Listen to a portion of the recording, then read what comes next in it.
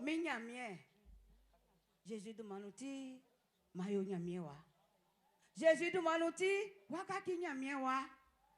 Nyamiewa kakile oti suralelike.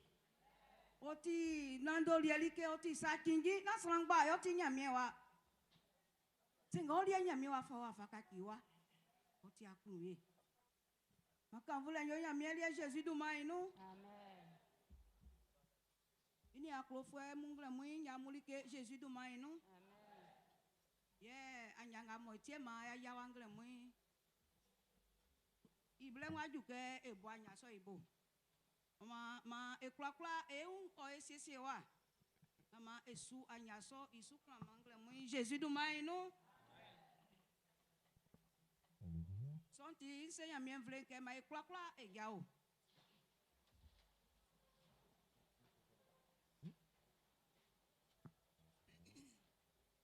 Kanga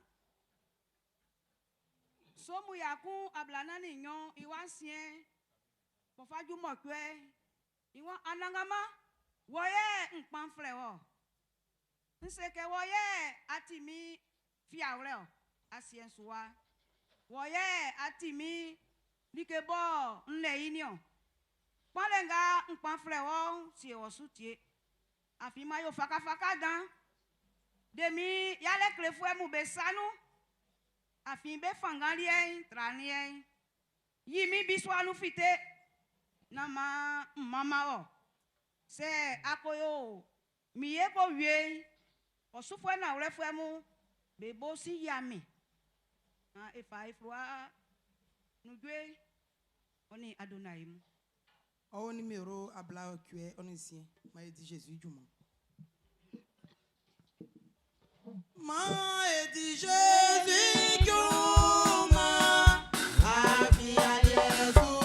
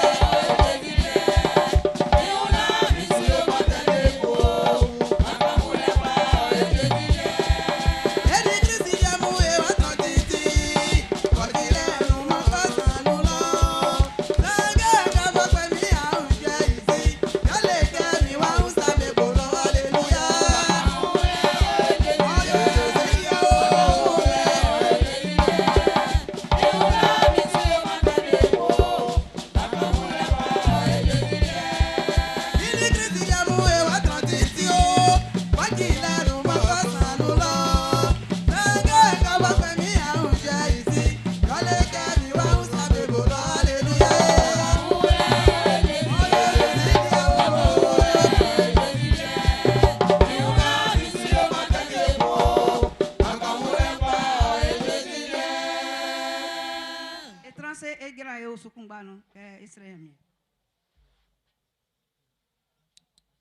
Et si anangama nyamien kuri ma kan voulait oyolie Jésus de manou il aura ses dents afin atikpa o klulein o viema o aknuyen o letiti ande ken amaya tinke e bla o minuna ya suo e kanvuo e ya ki bleun moin o sanu ikla ngamo e yoima o kanvuo sakpa iti ma o wa wein o soebo na ma o ike ya kundan o toto o dense ike benga bien be fa be umata nyamien ma be lafisuke o ule o ma ukai na ma blenga imlingben sangeke ifite ma ikla idila loke ni o yali no c'est affaire wo yesu c'est trop o yesu sikema e Jésus du ma ino yo ma on vle o diala ge ma akunjwe mo oti wa wenu surale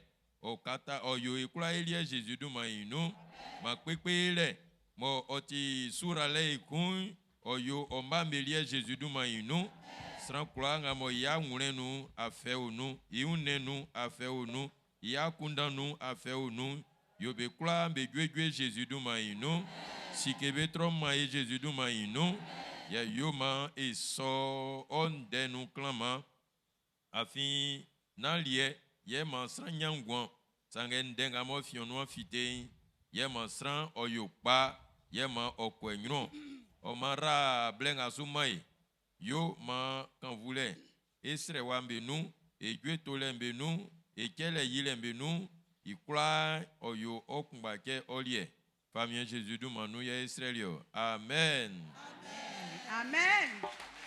Alléluia. Alléluia. Nana David wa ka pese ke wo nya mi enru undi akrunjwe. Ye obaji wa ngle mu nkwe akunda otimo. Ora nya wa bo won. Anze. Wa kunda nya wa sanga.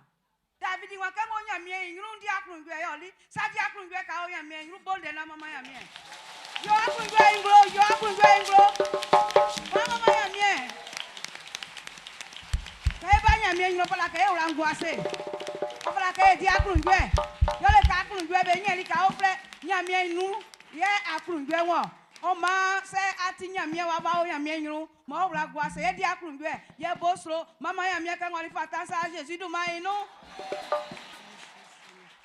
Akrunjwe so boti wo iwanti oni anga obwekule ye like na fa surale fa gwesu e ku Jésus du ma no.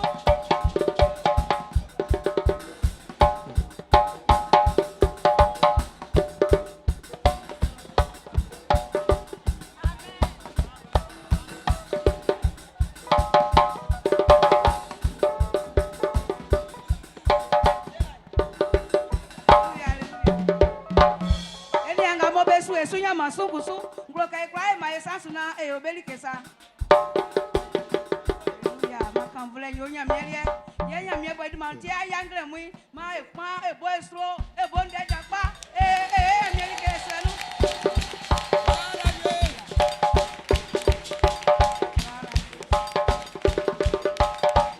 mama le nyonya mielie nya mie ngle ma egwase blengo ajuye asinya mie unye ke kanga ngule ile ndetre san iwa blani nyon iwa anangama ikru fwe oni aviema isran krole oteole ali ekra ngoke oyi ikru fwe inglo anangama na wle ani isran sanu apoki me ile nwoyo anangama otimili ke pa ye manye yo ngati bo mi rai o isu yo le hallelujah amen mati enu kungu elike pa ye ya nye yo metima e asinya mi oye ese adonai o ma e ya mi oye si de gbe kun okun e asre ila mi ase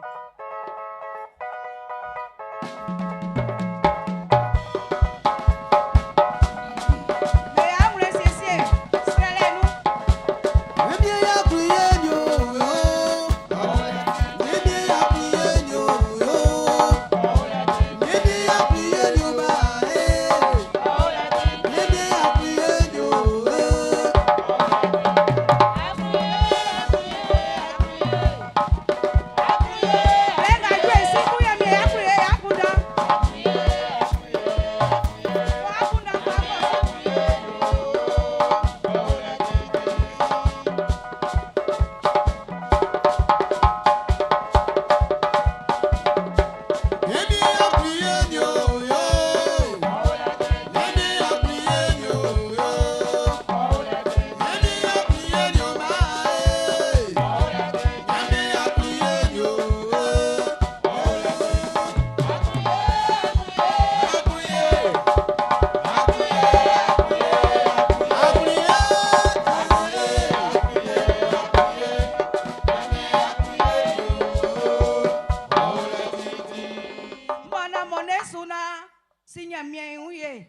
Yakruye o le titi.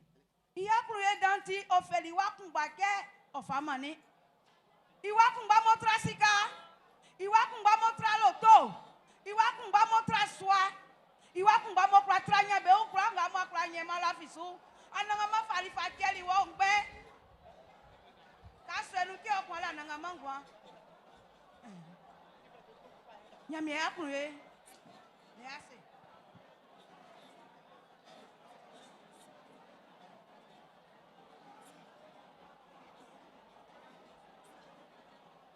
Nasrangba otinya miawanio nasrangba o swangano sengeli esa olia wai nyamie deli wontio wakaki wantio si uye na le ase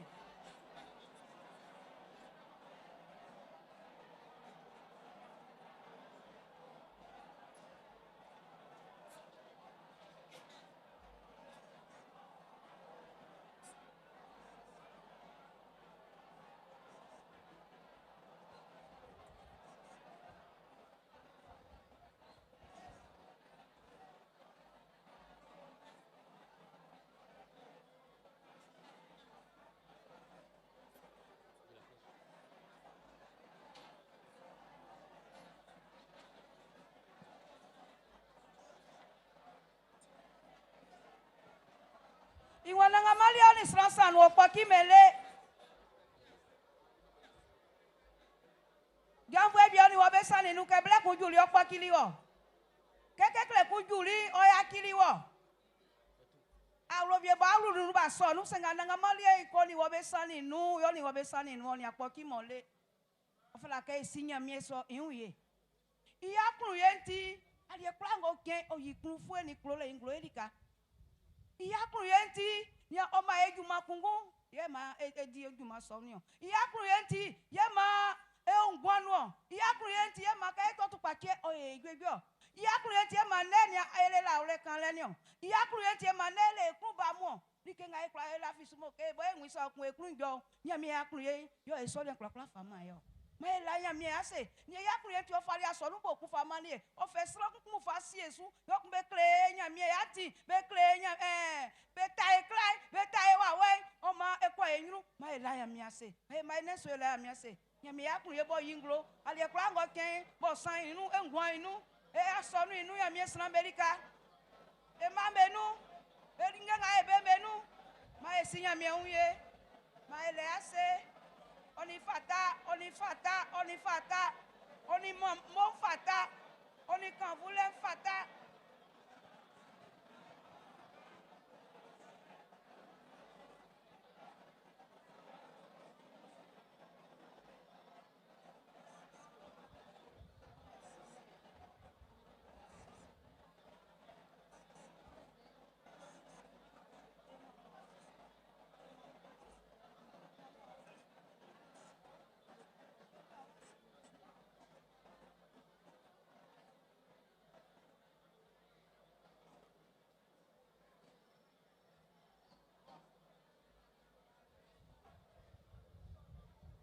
Nyami akruyenti ke boli afwa ibo 2025 monde o anglo ibruni ngroe e ibruni kuye nyami akruye oni ye trani lele wa fajue otobumboli e na ure kura esroli anglo so esi akosina srakunto ngwanu me ya mieti ma e kura e ngwanu ya ro anglo bruni kunu ma nesu ela nyami ase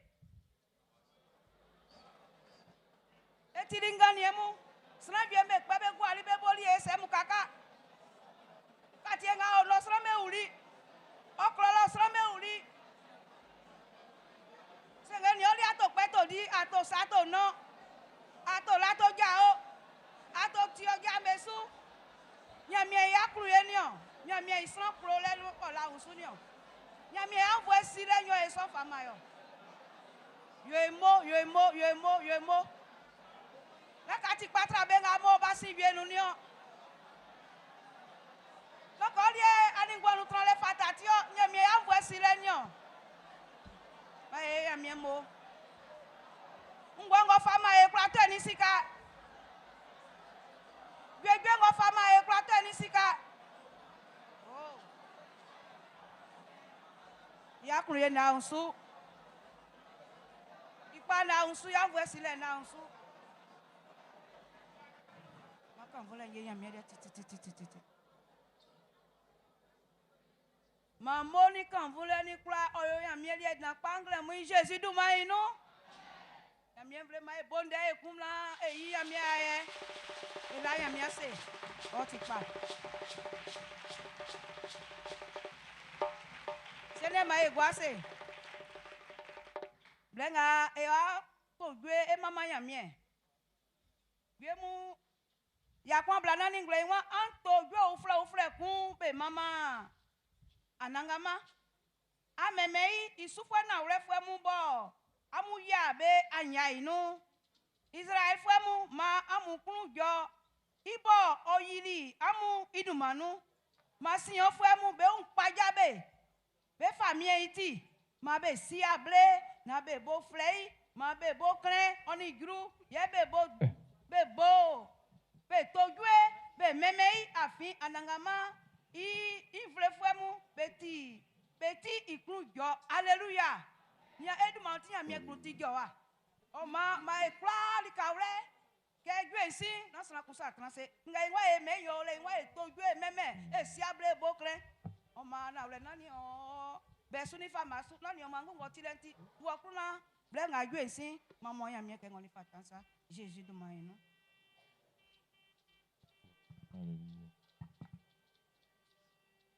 Alléluia. Alléluia. Et à moliki deux fois Jésus de maïno. Et soit maman nyamie na mai tranco, msangema et jasol kawle na ici able so Dieu so maman nyamie. Wajua hibo mangwa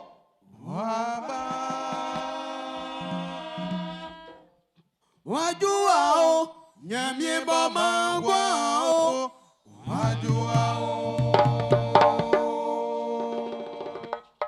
wajua hibo mangwa wajua Jésus bo mangwa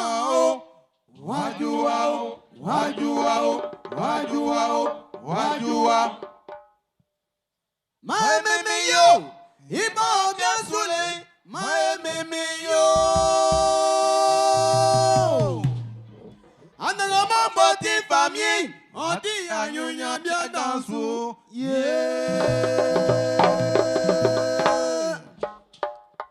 mais même là on dit namo mais quand on be maman nyamien Dieu ya kwa bien nous il was sincèrement que oui like kwanga bede umie mabe mama nyamie wao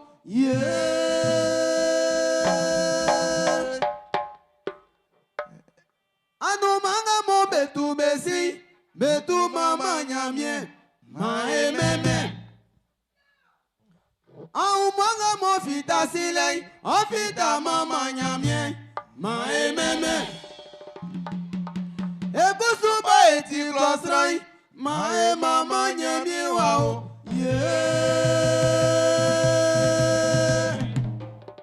maememe yo hiba obian sule maememe nyamie mo ti bia dansu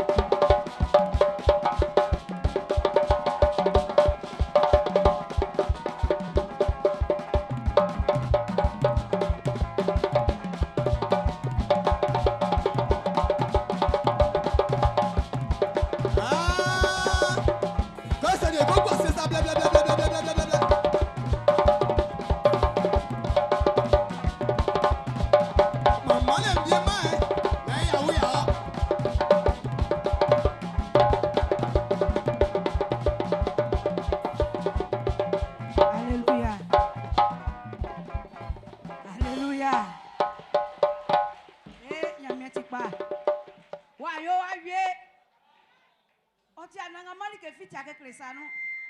Ma di akru ngwengle muna bonde mama ya mie.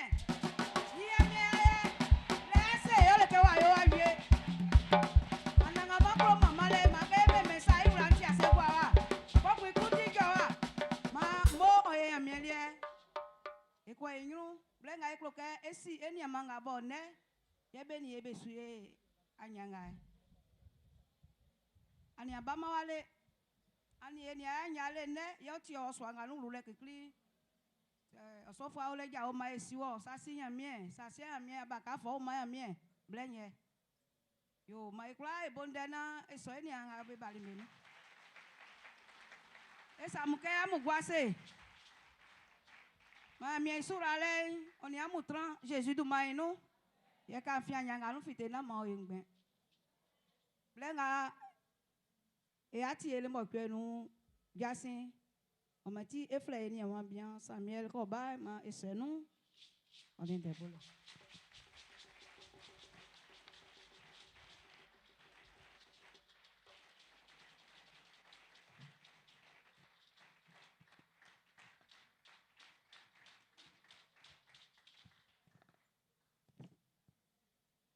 Alléluia. Nyamien vle nyamuli kengre men famille sans Jésus-Christ do maïno manyamien et envoie sile on y étran et le mo que nous gassi blanc ju ma et akundan otranwa kana abibo et afle eni aviemu mon de obenoa et afle aja nous jo fremu kebe ngewa.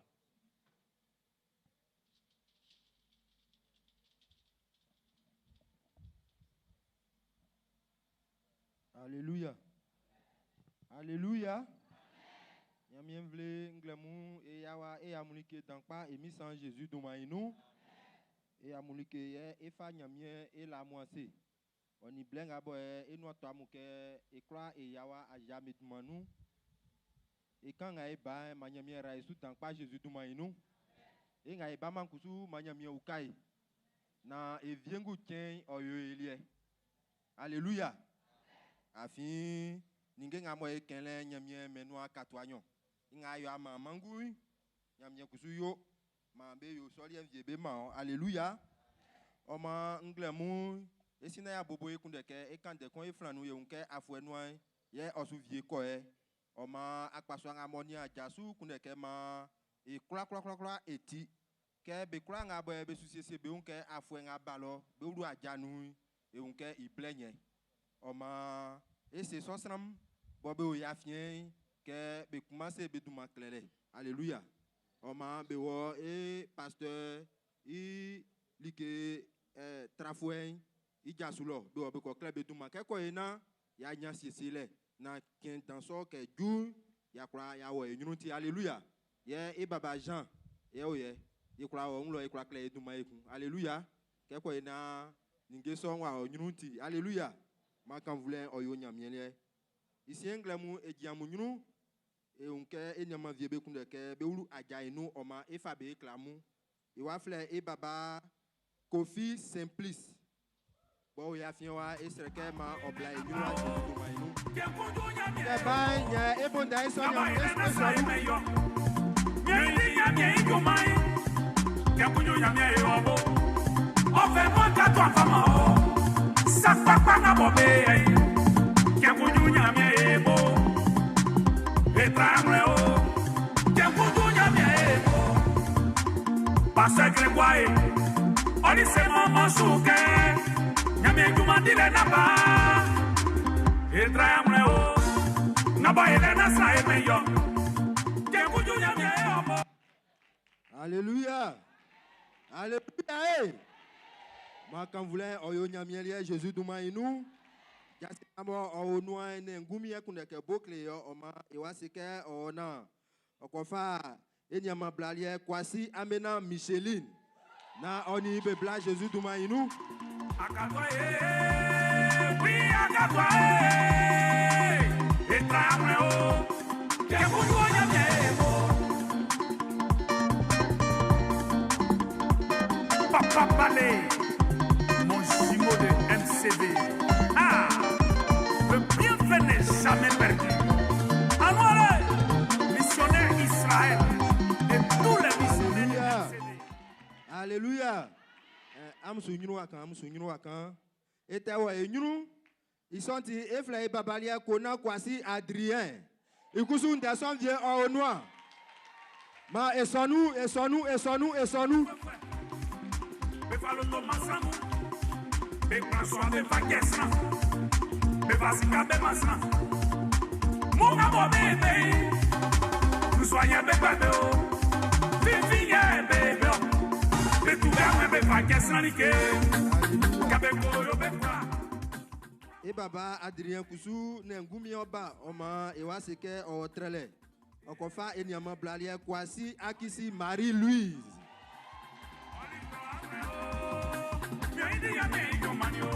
Baba Bernard de Sefra, Minia et Biko Fichefer, Nania Samelo, Yao Anderson, Yamia Rosso, Yamia Naeke, Naeke Sameti, Kapuyo Yamia Ebo, Open Mata Pamayo, Akuye Nae, Nania Sameti, Kapuyo Yamia Ebo, Open Mata Pamayo.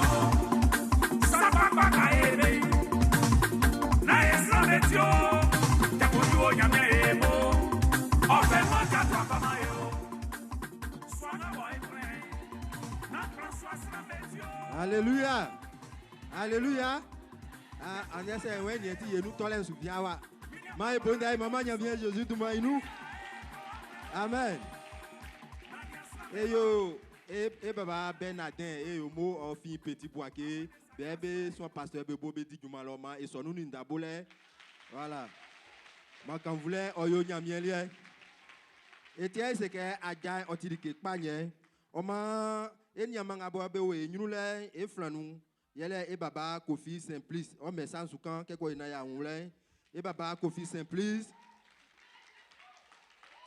Alléluia. Ame jina ngwana ya bundansi. Amen. Et baba Kofi Simplice o dirigeant benga boye be bawa mlanken kla boye be serewai kokun yende so aso ngamo e yawa e unke e baba otinge anya sonvie. Alléluia. Yes ngamo bwe konle yele kwasi Amena Micheline. Kwasi Amena Micheline kusu auto groupe de prière novie. Alléluia. Et tiens moi ma e wo groupe menu moi e olo. Alléluia. Ali quelqu'un wa fité.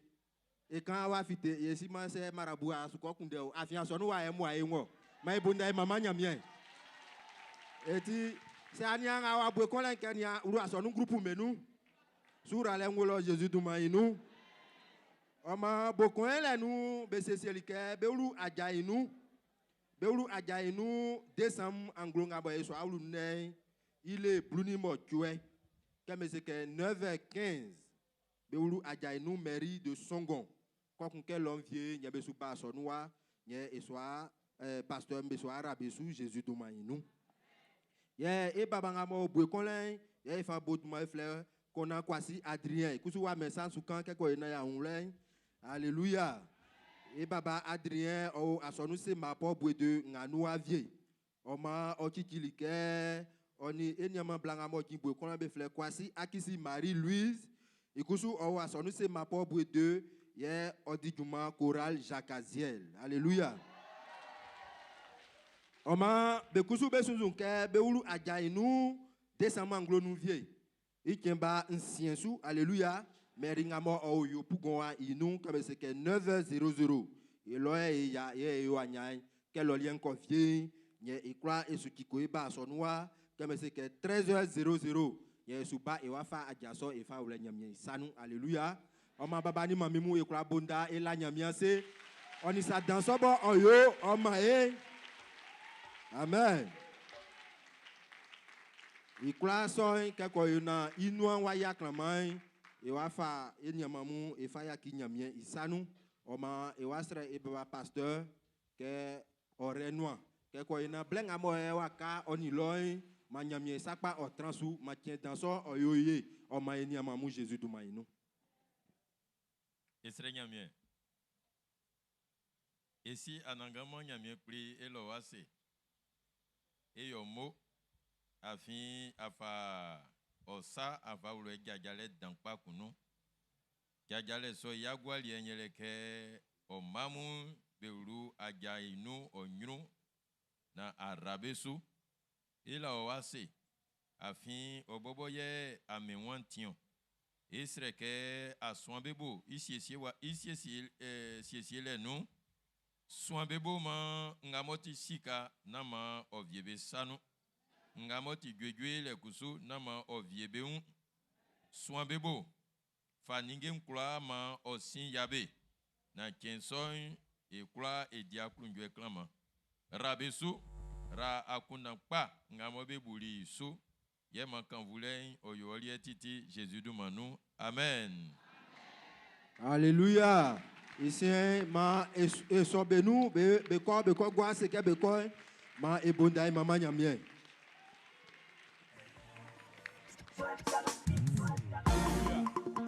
Alléluia. Alléluia. Et c'est et maminga oti et baba oti surintendant petit bois ke ou kafwe ke onge et baba meunga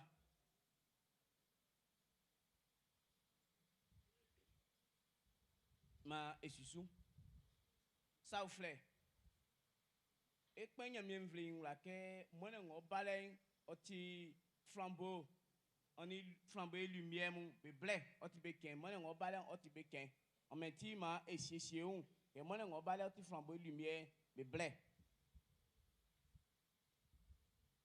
yeah sa ofle ngo le yole ke e on ke noël ngo manta e ke noël ngo manta son et ma bakan me cadeau et quand des nglamanglamang me quand ça papa me quand Jésus on des clébé et ni et si ni viemu c'est bien avec quand des clé bakan en se kuso bien me cadeau be moi afan abe yo en se cadeau afan abe fa be mais et si me pas ils sont ti akpaso akun asonu nu il y a au clé bakan américain au clé ben abe be clé bakan américain au clé belike ils sont akpaso amu ils sont akpaso au kasieni ni me kusuma be mame tingele inu be fle ae iwa ma enu atonya mienvle na esebeke nuel swaju ya kama nuel swaju wako klamu wakpeli ke klele ble yali ke klele ble so yali ke oko no ko klamu wafanga ofada ke amu kan nueli unde be kle amu mamu oko klamu so ujole yen de papa ofada ke amu kan be kle amu mamu oko kle so ujole oni Jésus unde ofada ka amu ken nueli no be kle bamu alolon oko ke son ison de mo fa klamu ye ni fasa ebe so ni ke sonyo ye be flash kan ke asonu nga fle baptiste évangélique o so je fiali kali no bisu nga be fle beli kan terminus 47 le be kleli kenyon ko bebo 8h sun fa grand midi su le be kleli kenyon il y a un oti fouet ngoba imansien novembre il est abraham ni nyon ye be ko kleli ke so je fiali Ignon sou, yo le foué en susu, foué en susu et qu'on monti novembre, il est à blanc ni blanc. Be clé que soigne qu'on. Et une fois ça, il y a be clé Pentecôte. À son il fait Pentecôte au Niangolo, à l'Ocodrome. Il me fait on est. Yo pour qu'on va. Il y a be bobo 8h sur fagrant midi sur et qu'on. Il y a like clé à pas soignant. C'est ikiklisou, il foué en il est à blanc ni nyon ça clairement vieux. Il est à blanc ni blanc à quoi conviction on n'a no lié pas que ani maman am quand Jésus on de na sin de na kan klebe mo yo kingi ye ikole so no ma esiesie un ye ka ko ole ninge vie mo be afa mamu froa vie mu oni gwe no ele no gwe vie mu oti kaseti su ninge vie be fa be mamu iso ninge na fa be mamu oti ko ku nyon pona blanc dans sa ko o fa ka session na iso ko ku nyon pona blanc o tronsano na be feso ninge me mo na ka jua ani mamu amafa di sujuma sa akro duma kusuma duma klelen oti sa akro duma klenti koto unku ye wani sanu ebe kle duma nyo numéro nga fada ka efa na kle duma sunyo ye 05 94 72 32 mbebe ku 05 94 72 32 numéro nyo sunyo ye 01 41 46 48 93 01 41 46 88 93 numéro Sansou Nyoye 07 57 47 51 49 ma nyamien Oukaye na etrea se na ekra esusubie ye ingo osusu ekun yo leke enke le nyen accident wa jupa ebe ka kiwa loto wa sisranga sa be ka kiwa loto wa atosa sonti e baba mu oni menu asoni siefu embobo ni menu fu embobo be puli akuna ke ofra ka e fablekun e grand na e bu loto kondile oni akponu pale embobo e bu ingba ni akunda koko na e akle be nga be kondi loto be nga be pakponu oni be nga bo be na ti akpon bobo nsu ya kle be nyori e papa nga be ko yo na accident isu akpe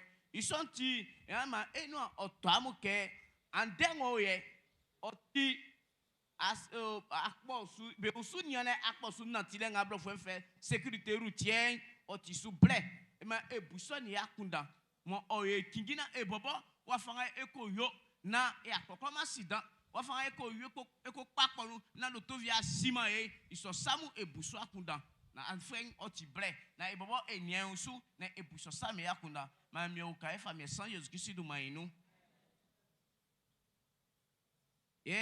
asonsu nya fo mi a ese nyamie mvle ke afo ke nga ifa ketitin sa noeli no trae ngo fata ke ura ikule ngo o inu ye nga esu abobo e klamu ye enwa no elien oti okle oti anyaki no elien oti zone dégradée ye e baba ba kukwa ikira ye baba kukwa granle li ni ma fa klamu ekun li zone dégradée oti okle free fly ma ilien o traitino anmasi ekeniwa okun inyonsu yole i janvier ni ngo fala ke eura ke e fasio ngati rose e ase mami kunko jaso na enwi mami ngo adona e no le jaso wo jaso bla yachi ye ngba enwi c'est quoi c'est saumon OK yo rose nyoye i rose dégradé nyoye okun i jaune o ngabe kende yo metele i nyonyole amwi parce que ça me be flemme bien be uma couleur ingle i jaune i rose ngabe kende nyole et puis i rose o yole ma eniasu ayati i jaune o nyole aniasu ma ifa ma mi o kai amen amen ngo susu ekun école de dimanche be ngabe kai ma melike be wa ma eno to nyamie mvle na esebeke e ba me du ma klelen otole ko fe baka ngo fata ke eklebe du ma yole benga bele afwensan lele ngo faju afwebrunu motwe be be klebe du ma isosa o le don asu e ni amu be o jangwalo o nga na kloma me du ma sa sonu vie ko na ko klebe du ma koko na bia klebe likenti bia klebe nyamie atinti ma ekpen ura ekunke e bodi kasiwa ke du ma trebrunu nyon ekenindewa iso sanwe mbe fa lotomu ande ko sanwe kusuma na fabie be plan be fa envelope mu nga ke yaji kele nkira iso oriento osanu so sana fa bali ke yaji kele nkira infe so envelope fa tenu be plan akusuma juma trebuni nyon ke nga ekende so be un ye ma be fe iso blenu donc aso an ka pa forsa wle so juma nu vie mo kingi ka so nu vie to e biro lo na efe so fro e fa mo na wa fa aka forsa wla nyame juma nu akla uka nyame juma na wa enrunti ngalie otisare eba akra Daniel ngama eno to nyame mvle mo nsan besini mvie inu ebe sai ijagele wafa yoye mami kiklin oswan mami insan amwe Thérèse oti celui ngabe fait persévérance isu pengben o courage akajenu o kungum ikungba o service accueil nous ingoma baba mami sini vie nous novembre nous ye il est nyon yo sini vie nous ye sese ngabe asese nyo ye ya ngo ba moti novembre il est ablan ni kun eko fonvo mami ya lolo ko fe no swanu do mo twe ngabo fe que 20h sous ngo fa grand 22h mami ya ro o pobwe de le asonu oko fonvo mami nyon oko fonvo mami ya ro nyon okun imone ngo oba ya ngo susu moti décembre il est nous bekoji mami ni sakafi aromo o pokukro okun be fo be ko agbanvia moti kro loya eko suma mami inda kasienyon il faut qu'il y ait un susu et que souvent et mamie inda kasemoti décembre il est un chien ils sont ti bécécéli convoi l'autopan oti kodokun chien donc quand les baleines ti kodokun chien et be klanga bien be covier na be klebe du man c'est bien be klebe du man be ou et ni bien Samuel ou inyonsum et baba oye ya ko ekun yo le e mami ngo soin kwai amwe Agnès et mami ngo asonu awie otobu ile Abraham nous sang yo sini vie non ye igagare ngabia bia sie ni oye ya kemoti novembre ile Abraham ni mo kwen beko eko fonfo e mami ya ro anyamalo ke frère no soanu do unglansu ngabro fo que 21 le li kan fa 15 et 30 et insu anyamalo be frère be quartier sec oh e tere on frère ngabia prene inyunule le ko fonfo aronion okun iya ngoti décembre ile nu beko ji e mami ni anyama sakafia lo okun be fe be ko kwaku kro o dalwali kali no lo ye ko soma e mami inda kasienyo e sansunga e baba ngo e akosue kun yo le ke e mami ngo oswan mami ago kwaku o banko de e mami o signifie nu ya ngo sin le moti novembre il est nso e mami signifie nu e gagare ngabia se yo ye ya ke ngoti novembre il est Abraham ni kun et ko fonvo e mami ya lo o banko de bien be pharmacie ngave fleur maison blanchie et nous les lika onuma e mami ngo asonu no fleur tanti alisi ya lo mveone le ko fonvo e mami ya lo nyon okun ifue monti novembre il est Abraham ni glan e ko suma e mami isaka indakasien o bomi iklonsulo lo e ko suma e mami ma nyamien o fonvo e ma nyamien o raisu nyamien vle ma nyamien bobo o kai lele nga efi wa efite ko e ya samia oni engo kwa mingba ma nyamien bobo o te su ma e famille sans Jésus Christ du mainu ma eso amen.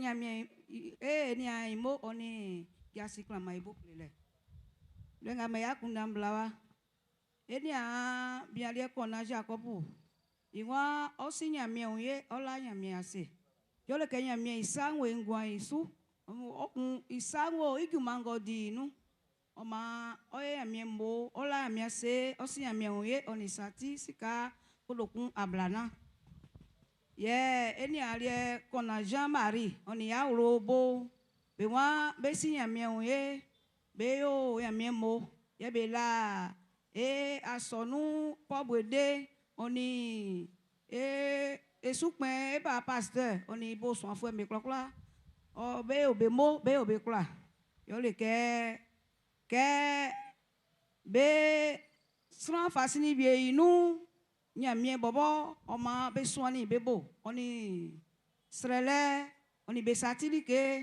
akunda inu be swani bebo se so yo le nu oma be si nyamie oye be la nyamie se oni sika otokun blue alléluia lenga esesi una e ama nyamie ilike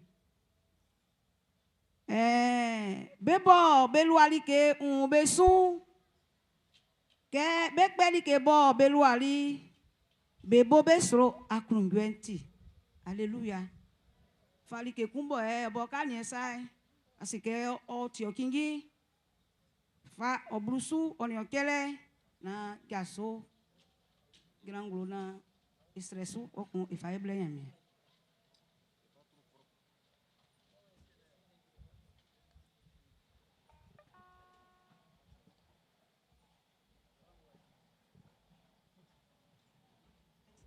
Esre mien ila mia se ngebo fama ni yebo iso afame iso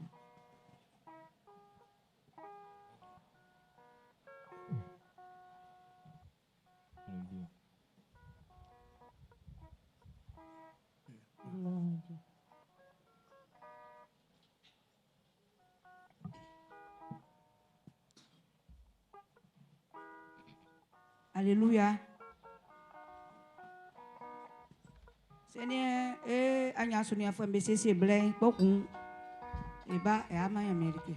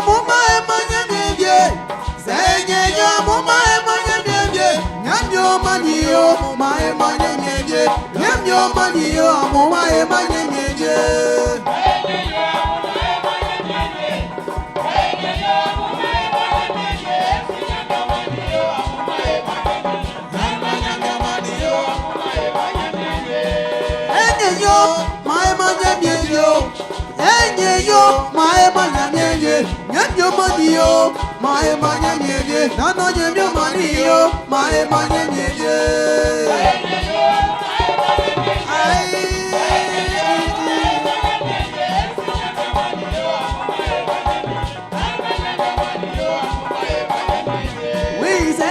yo. Oui, c'est yo. Ah.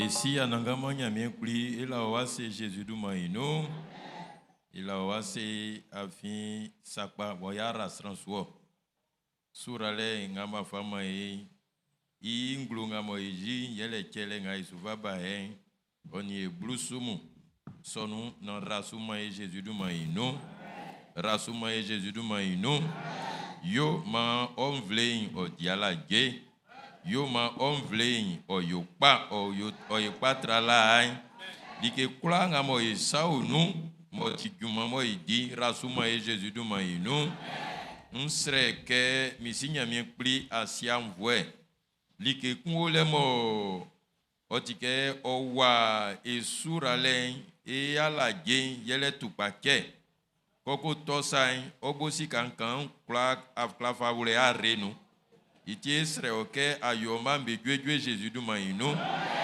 sibe jumanga mo be din rasu ma isu mluswe o yepa mo be Jésus du maïno nama ouru afembenu nama ouru tupakembenu nama ouru avie inu nama ouru nige sukumbenu sran viole bo kesi ka tuesa no onye wa vie onwali ke nga fayo esre ke bai sa teso ma okpe Jésus du maïno benga mo bai dile wa we osubesu mo osakibesa no like esre ke osin otobesu Jésus du maïno ma o mamu bejuman o ipano wenyru ye benga be lafanga kusu blusu yile no nsreke ayo ma be sramo beti fidèle ma be trabia mule be titi Jésus du maïno ra omvle isu afin surale o wosanu sakpa ma jumanga ma faula isanu wa ke idin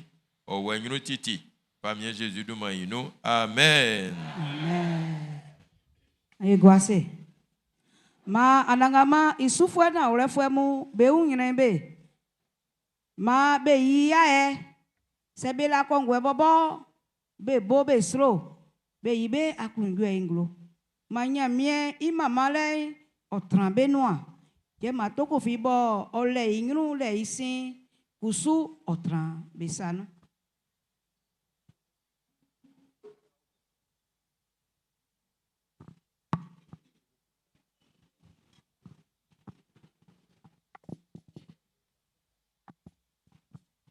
Allô. Alléluia. Nyamien vle Amérique kun Jésus du maïno. Yela nyamia se. Yesi nyamien. Yemien Jésus. Ikra o osi amvwe. Odra esi alulwa sanklanu.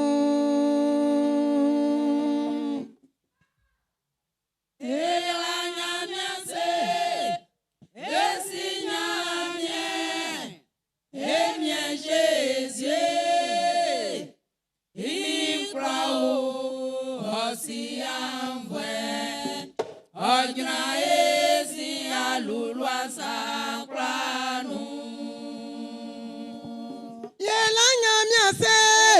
Yesignamie, Emien Jésus, il croit aussi en vrai, Ogra et si en loulois sans clanou.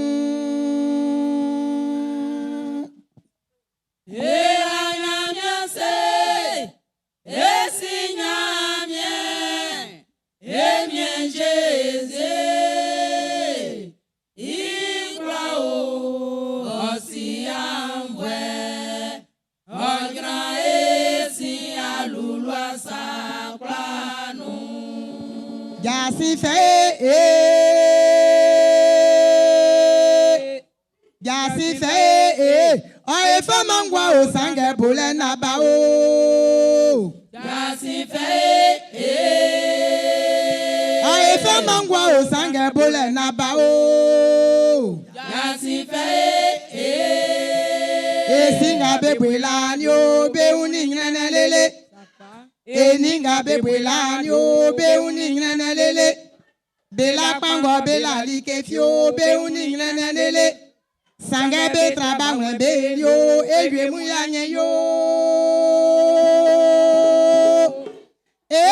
be amo nyamye alola be amo wangwe matrali be amo nyamye alola be amo wangwe matrali be amo Nyamye alola be amo wangwe matrali be amo Nyamye alola be amo wangwe matrali Bebo jasi kreo ma fama Sa ni Jésus ba oe Jasi fenga babo baklo lele matima Kenga emie Jésus ba ese Sa emie Jésus ba ese Sa emie Jésus ba ese Bebo jasi kreo ma fama Sa emie Jésus ba oe Nyami benga bakamba klolele matima Kenga emie Jésus ba ese Sa emie Jésus ba ese Sa emie Jésus ba ese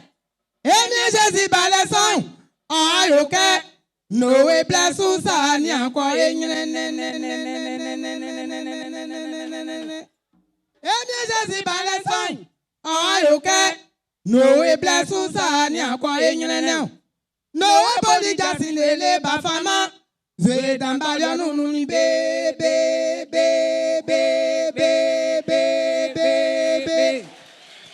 Noé boli jasi lele ba fama Zwe dambalio nunu ni be kwa seka Noé Noé ta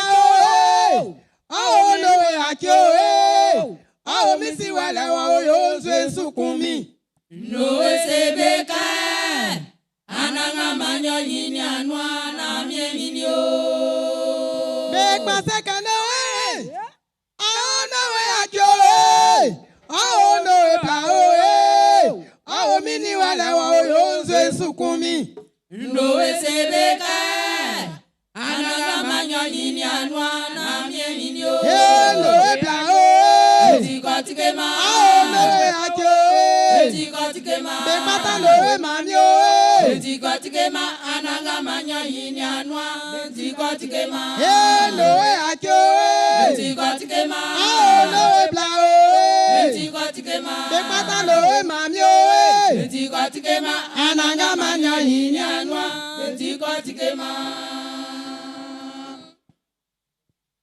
Alléluia. Et ma cosien. Oh minwa oh minwa oh minwa oh nyamye asenda ngo minwa yembale oh minwa oh minwa oh nyamye asenda ngo minwa yembale yasenda ngo minwa totrama oh minwa totrama oh minwa nyamye asenda ngo minwa yembale oh minwa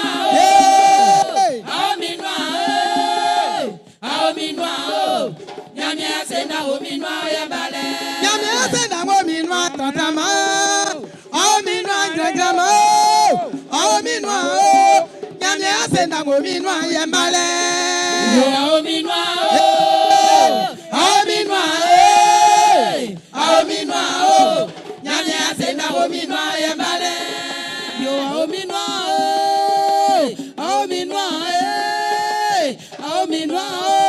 Nyamia se na omino yembale.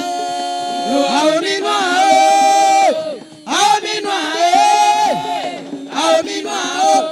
Nyamia se na omino yembale.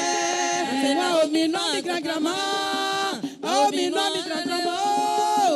Omino Nyamia se na omino yembale.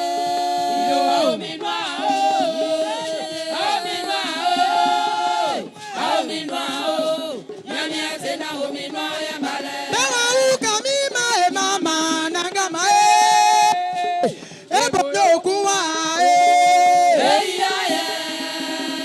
Bewa ukamima e mama nangama e bodo kuwa o. Retemo bodo kuwa e. Anya mama bodo kuwa o. Sufama bodo kuwa e. Anya mama bodo kuwa e. Ukamima e mama nangama e boyo kuwa o. Ewa ukamima e mama nangama e boyo kuwa o. E boyo kuwa o.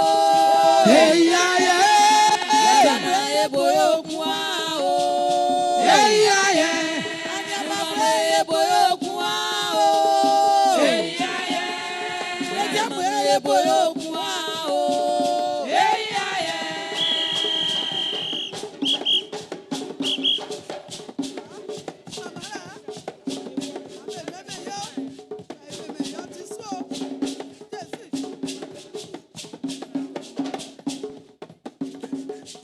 Osoma, ko boja si fe, ma di soma oko na ko boja si fe.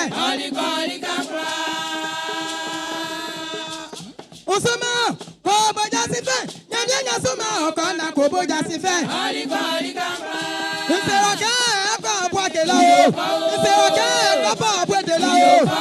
Ako na se kunwa o, ako na manya se kunwa o. Sako mami je zingi asi, zingi asi na beta wa mwekwa mawa, zingi asi na bae wa wekwa mawa. Osoma, ko boja si fe, mami suma oko na ko boja si fe.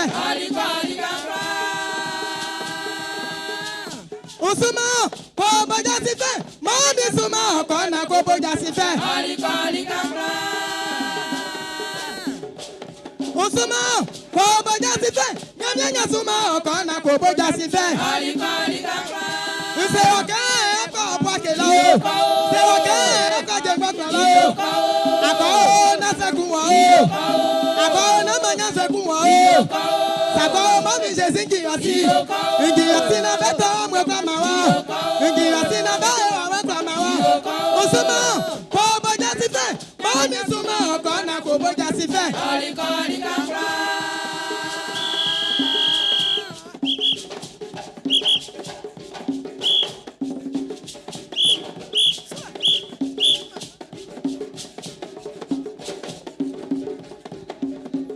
Faema e wakana,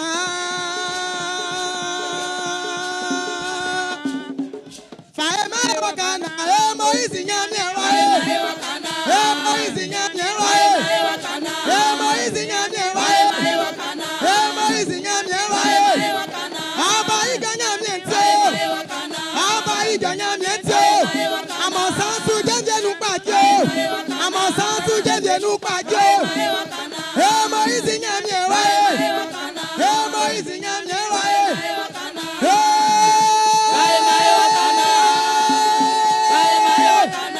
Moizi nyamye wae, Moizi nyamye wae, Moizi nyamye wae, Moizi nyamye wae. Waba ija nyamye tio, waba ija nyamye tio.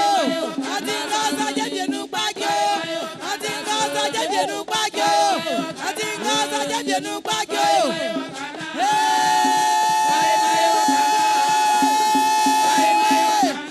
Moizi nyamye wae.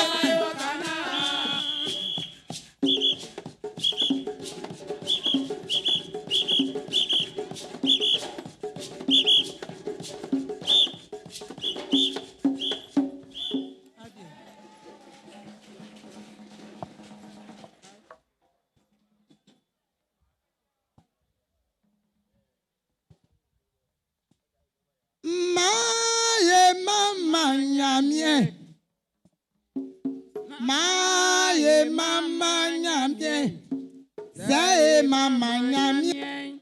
Oti sudae. Maye mama nyamie. Elia say mama nyamie.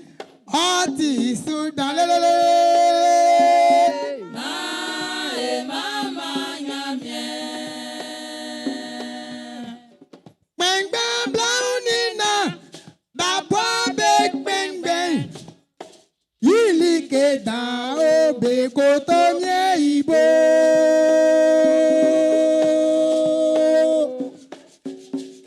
Bang bang blaunina. Babo big bang bang.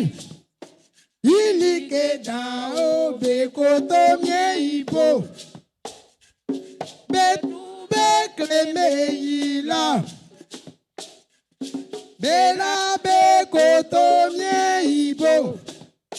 Miena ani mama lemfata. Anya yeji lemfata. Elia se mama nyamie. Oti suda. Maye mama nyamie. Genjenga bo oboloy. Obo o mama nyamie. Anu manga betu silai. Kabetu be mama nyamie. Elia say mama nyamie. Oti suda. Maye mama nyamie. Ekpa say mama nyamie. Oti suda. Maye mama nyamie. Yo mama male, oyo nyamie yo,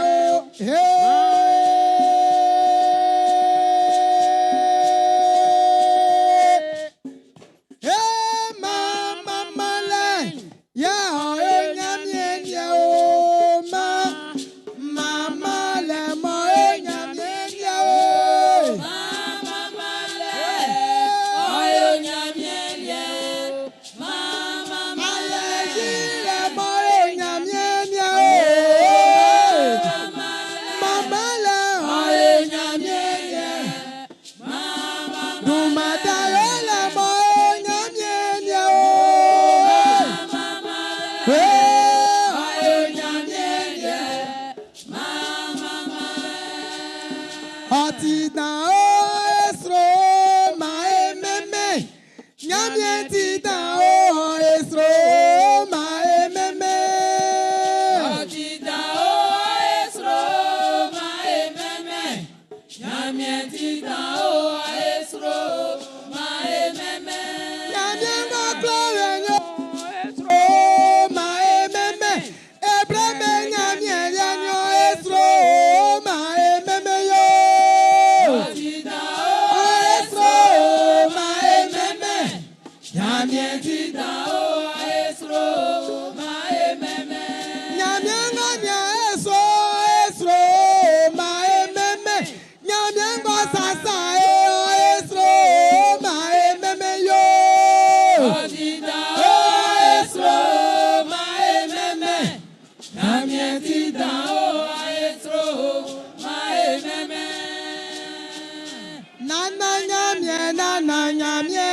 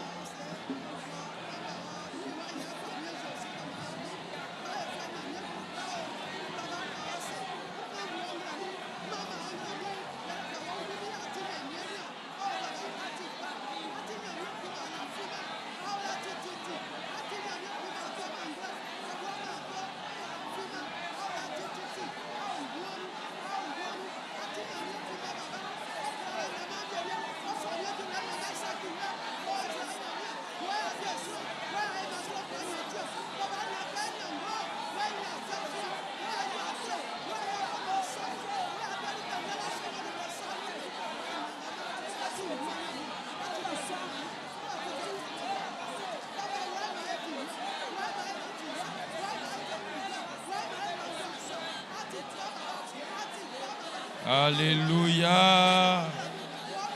Ma ikra e jaso e bonde e mama nyamie e bonde e kambu nyamie. Ma ikra e jaso na e fa kambu le ma e mi e deux fois e nyamie. Alléluia, alléluia, alléluia, alléluia, alléluia.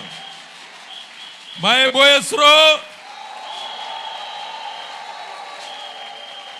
Amen, amen. Alléluia. Alléluia. Ma quand voulez, oyo nyamilie titi. Ma quand voulez, on y a yile, oyo lié titi. Afin, on y fata.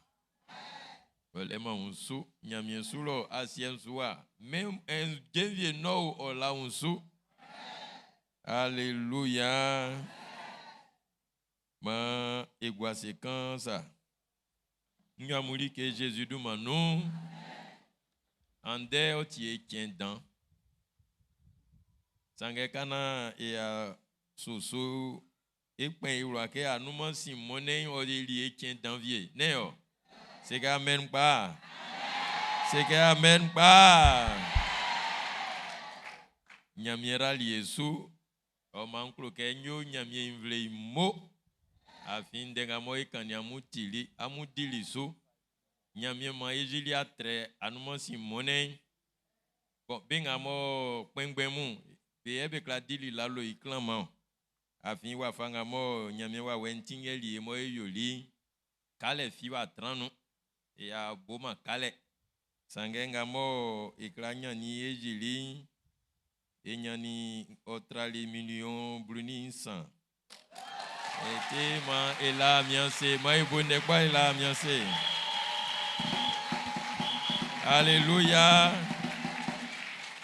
Oma ina mianse ye nyonya mienvle mo.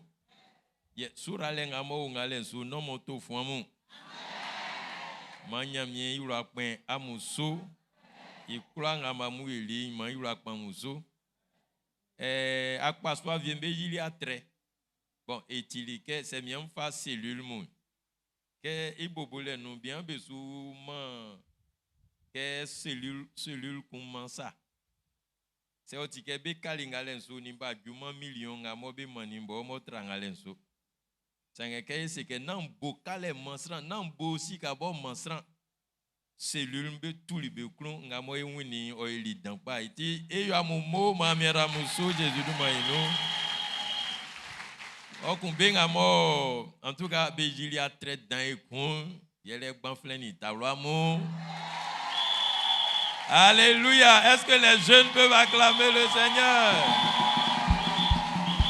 Amen. Oma e gbanfleni tawamo. En tout cas, be tout libe klon be mani. Oma Australie e baba mu oni e mami mu besu.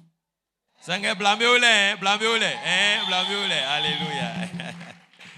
Iti la mianse. I croissant o eli nyeme, o eli clama. Able fo nya mo sie patio, sinon moi y venu.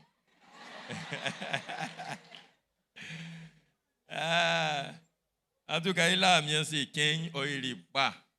En décousu, il est 15 ans. Bon, il est fin, il est jasu, il est autoyo. Il est symbole le motué, il est 15 ans. Avec ce que son nous sema, il y a un ring, il est déjà symbole. Alléluia. Oma en dernier miema il wantima et a so il sera dans kunu. Mo afwe nye ba fait ba bleyo. Amsi pasteur Adolphe. Néo, moi au petit boaké. Quand il y a nous fouet direction faible, ye ande o ata eklan o tinge akuna iso ibule no.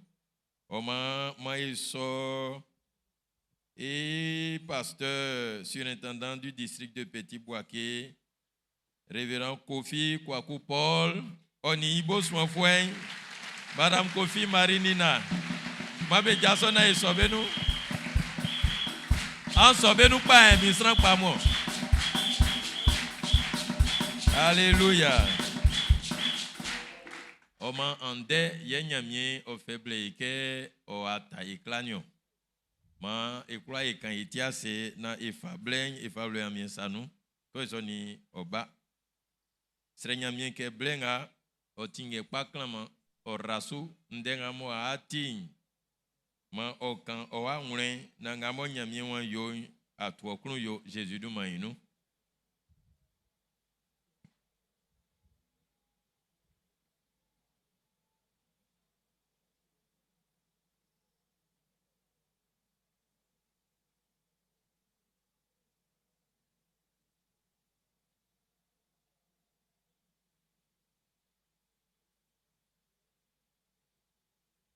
Ma ikura ejaso na yakanga mienden ma yesonya mi isran yunu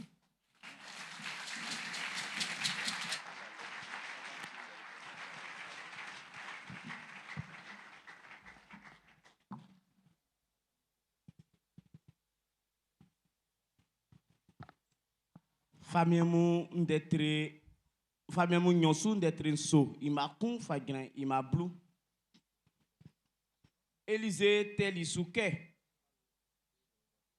amusie besu betie anangamanyo aima samari guambolong dokungbanga oyensu benyan ble semle mlenen pa ikilo brini nyon jete ufwe makun ye benyan osron ikilo ablani na kusu jete ufwe makun famille isonja besukpen ngomatan famille pang bo famille qui se isansu teli nyamie sransu ke kanze anangama pe toklo nyamie sulo bobo isolike krayo ye Élysée selike oima ogui sange onon su keme koko efue na bobe o klo I anonsin beseli beunke ekawa sa lele bien okunye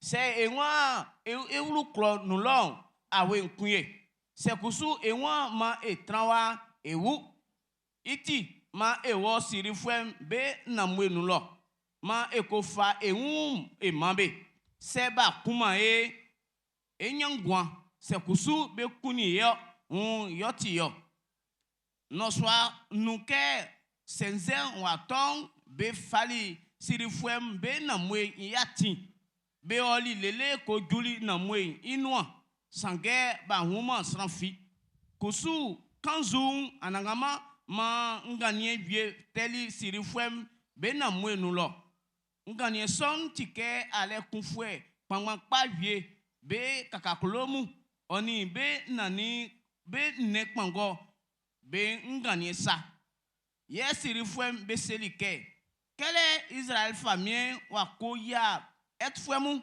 ni ezifwem be famille mu ke beni akun ke oli som pe kun no swanu be jasoli na ba wandi ke be kon be ngwan isasale ti be yakiri be taniswa ni be nekpangomu ni be afrumumu oni be namwe neke yebe olio ke koko efuen be juli namwe nulong namwe nuleng be nguni be ululi tani swakunu be dilili kenga be nguni leng ye be noni li kenga be nguni ilen kusu be fali jete ufwe nisika okre oni tralenga be oswa nu kofiali isin be wa ululi swa kun ekunu be feli inu ningemu ekun ye be fako fialio ye be seli be unke nan sakpa ye esui ye ya fite like pakun su ndeken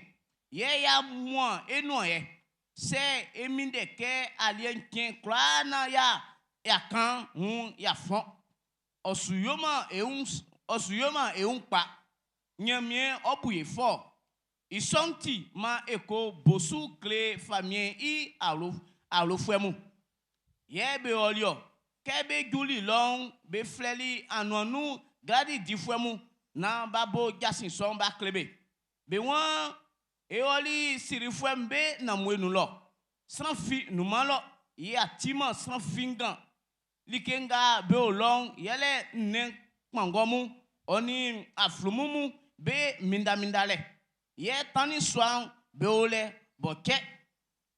Amen.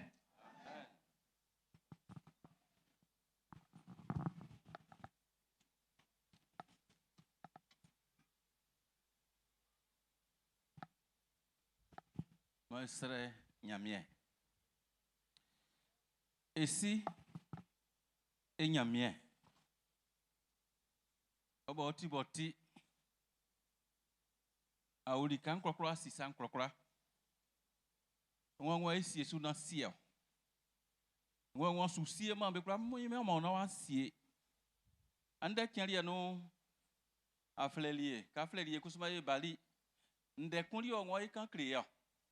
E bali yesu ono bo. Losra nyo so wa ijo. Sanga ya kie nyamien. Na ma eti klosna ine moneli na etio. Monne na etio. Ye ngo kan kusuma kan esu ono bo. Jésus-Christ no mano. Amen. Ama iguase.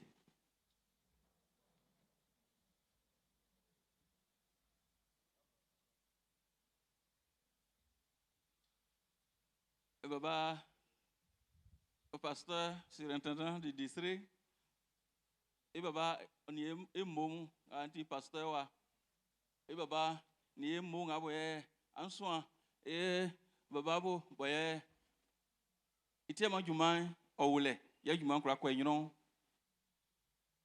Am quoi, aboye, en port bois, bois, sonnois, bois, mon femme, ne. Amu nensra nyamien Israël nyamien amu fa amu kuto amu jabu emesu amu sra Israël nyamien ba mu fa amu satirike afa so juma ibo ba chema juma kra kwa nyino ngromo amu kra mu ke Jésus Christ do mai no ye amu moni juma tire moni juma anduma yele ngabe bwele ye nga iba akpambo libe fle mi kofi Kwaku Paul. Eni mamia e bario, eni blanda e bario. Ikusuma be flei, c'est vrai que flei madame Kofi, mais be flei Kofi au Marie Nina. Et siti kuno eba. E la nyamia yase. Be yemu be wa be sinkanga. Bali wa fwe. Et bali epugon afwe septembre ngo signé idou e bali donc e na kula transfer bobo ko ngbembe sumaye wa be sumaye amunwa yeba donc jasun o enwa nde o enwa donc e akan éclamo bon nwa lo ngan infin gban kro tanga mbondi ali. Donc, je suis vraiment fréquent dans les deux villages. Dans Aline et Mbayakoro. Sono. Voilà, Sono. Précisément de Sayebo. Sayebo. Sayebo. Sono Sayebo. On brobo Saminikro. Sankro. Donc, on nyonso. Ah, sanga ngom loye bo miainde. Yele Bible no anyamiende. Et à mon bon ibale. Bless mano, kaiba, à son nom. Et moi, et ati nyamiende, otikba. Mais et quand il crée mon toimo, que ati nyamiende so, a kundanga bofra, qu'il faille bless son nom. Yole. Sanga et à mon mot. À mon si, et si ma que bless mano, et si ma que. Bon nyamien frère di itia e bario e kwa buso otike de façon simple et si bo yo wurie okrosuka ye pa e won yo wi wa kwa ngona ma banyo pa non okra e maso donc il itie ma kenyamien oflelie bo e solinu bo e pinini suin ko ju blen yue nyamien frère que ambla matwamu ambla na eniamu ya koko yale ma koko alo yale nklamu amu pa yele tio So tiati nyamie bobodi o ai pa igun o ti pa la. Esi mo be ole kebe ko flei na e ko transe na e be koko ya le nkre eli etiom ni amu. Esi mberi ali be bleri ali wa yegu o. Be so akọ yo adumo abobo ma eli etio. Donc nyamie flei moneke anze kuso kien ale mbeno ngaba flei yeme ke semaine spirituelle ngaba flei be ke culte du soir ngaba flei be ke prière e bobo eli etio. Nyamie flei e ko mo to amu angwase nde onua nso aka nklamo sanga yo ke bo nyamie nkra girama sana no ye nsin isodi mo nkpa sana yo dumu ano so tete nyamie nsamia ngwe amoni bale donc quand amon bae nyamie no frère kambla nde ku wo nyamie ku so no ko so aka nklamo so te ma etire bo brin etire bo ko union esiele nyamie e pa ele tio e bo ba ele tio donc ndenga bo wo inu a ande bo nyamie no a ko so aka nklamo bo ibo so o supra girama ite mo sine no ko nwa ndenga ngo so aka yele ke yo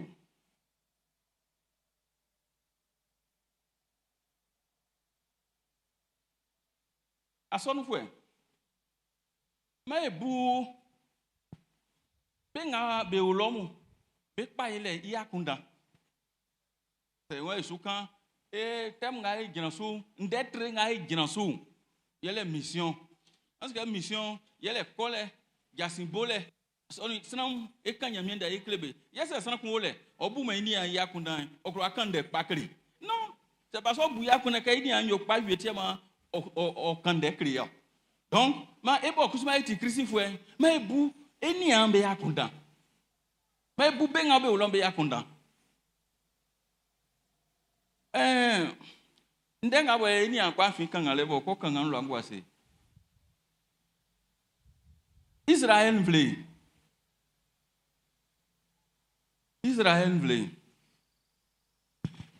bless mano Bediale. Et si que en ce coup même tu blesses souvent ok.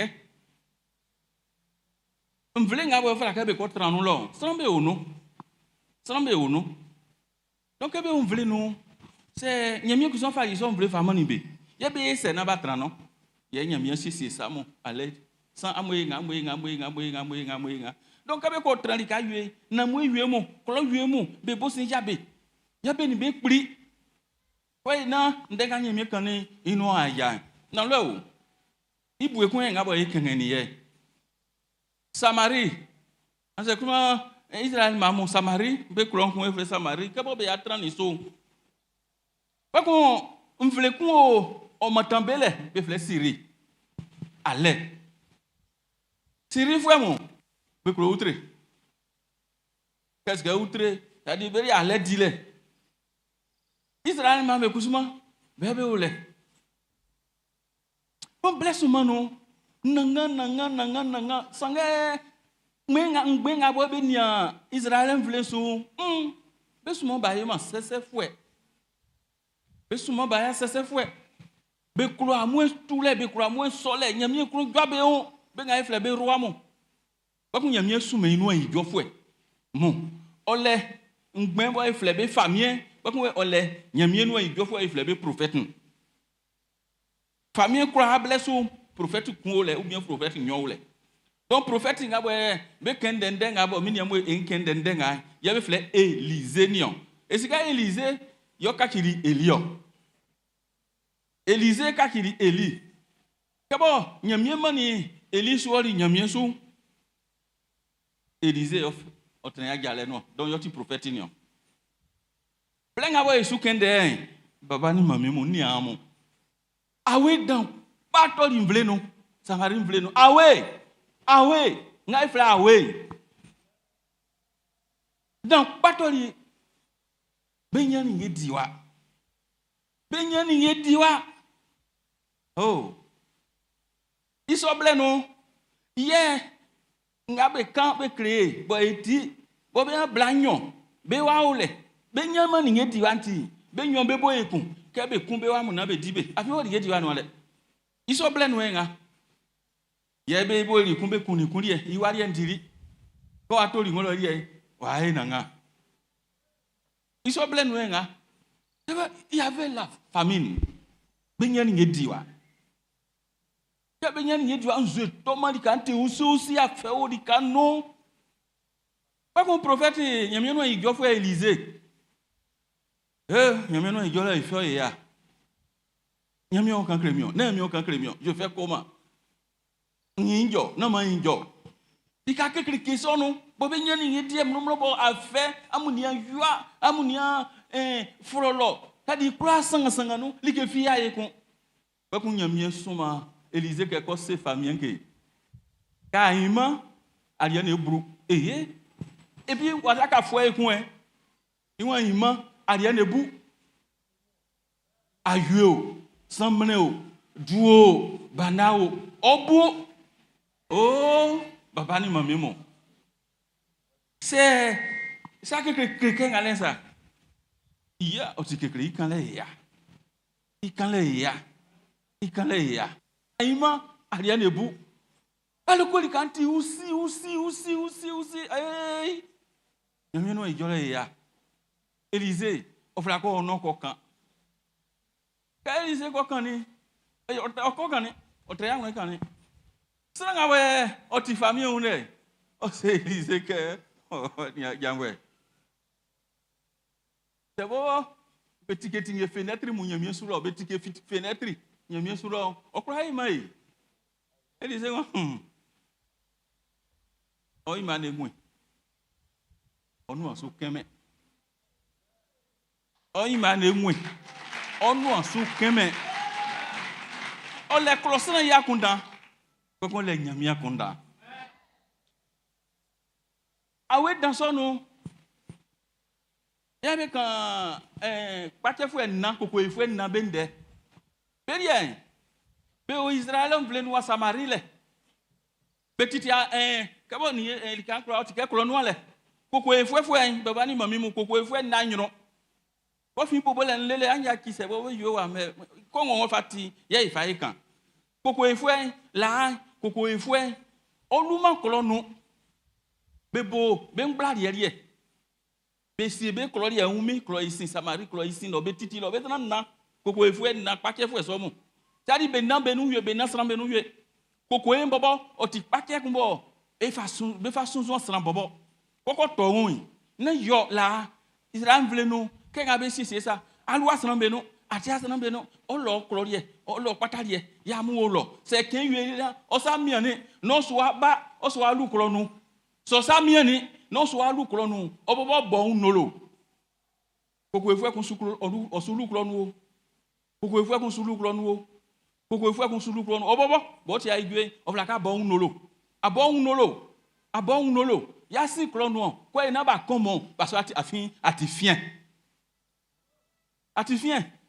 non se rembe kan koko efu emetile nia ngari bo ebe le janisa boy be kura pe be di be nyeme di ma ori okoko efu be di be monyo ori o enyon ri ani be titile be yen di ma alen kusuma o ole Israel mam be ni Samarie shodo Samarie fu mu be ni Syrien fu be afien be titile koko efu be ole be wa ikekro ama ikokra eri boy na be nu alen go we awe ku ikura wa sangano se ma ewa esi besi ifi edu anko kuye tadi Samarie femu se nwa lu kro no be kro wa lo se be duro be kumbe siri fu ankusuma nga wa esi be en se alem ban eri be du mo akuye yo koko efu e kra won di e kra ko donc e bo eri e pa nga e onu e be ninu ya wula ma e ko wu e kunge tadi be bobo ba wu kwa kumbe ko wu e kun be nasina no donc be fa be on be comment si rien fou mu na e bo ya wula no yen se ewu ekun no o yise nyamie ya sakun gbe baba ni mame mo e nyamie ngole be na ba wu mo be nasina no ba ke wa kwa be comme ça be ma be on so nja mo si anati nga be na tirio sanga be osu be oli quand on y a mis sur Isaac, sans gagner mieux boire, Senanga sena be bua yue. Ye nyamie fe fa isamo. Oh là il est. Quand tu sors titio. O senanga bo se na le papa sakpa na wa so Jésus Christ no. On y va ngren krokra. Sorti se. Sans nyamie fo fa isakon. O alo no. On blé no. Be bua be yue koko ifwe. On a sena no. C'est des gens rejetés par la société. Hors de la société. Ben nan sena no yue. Ba wo ben ko wu ekun. Ba be ko. Yebe ko. Kabejou. Syrien be kro inu le. Ni en le kun fwe dandan amu. Amuni ba nan sena no. Bebe du moi. Bejou le fan. Klonti blin. Na mwenti blin. Mflenti blin. Eh, on joue ça un gars. Bon, mais lu klonwe. Yebe ko lu klono. Be lu klono be pe klono. Be lu klono bobo be klonti blin. Ngabe ngwe nemu. Yebe ule. Yebe minami dale se. Oh! Nyanga le mbabwa sama. Elibo na ka ekura ngondio. Elibo e na benu ye. Be ma e se. Boy wa e kenga sa. Be ko. Be lu alo nganu. Ni ye di wa mo be we. Ni a sna ba be fi an we no. Bo ba hu ni ye di an. Baba ni mami mo. Idi le ngabe di koko efu e kun. Yori ola sama bobo pa. O di se. Sanga be toso. Yebe osu. Bedi. Ikikiri no fu ani nsike cross na. Ko di oni esin. Test na mba o. Be ngabe le be mvlemu. Se be mba o. Be ni na be ngosana. Be na be ni abe o. E ma yo e fun e. Be lu alo fle no. Ikun gba ni on. Bring. Ni ye di an kusuma yo gwa. Won ma e di ekun. Oh. Sana me bua yue. Nyamia yo bu yue. O le sana be yakunda. O le nyamia kunda. Oh. O le sana kunda. O le nyamia yakunda. Aïe aïe aïe. Kebe jule. Benna. Akuna kwa betinu. Akunda kwa betinu. Kebe jule. Pourquoi il faut na kebe di kwa kuna kwa betino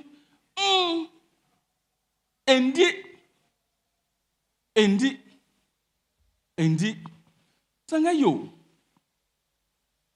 e fin samari lo eba awe na pin lo kinene o lo afe o lo be nyama ni edima pourquoi il faut ma be bo akunda ngale no sana ba be bo abe yue be bo akunda ngale no.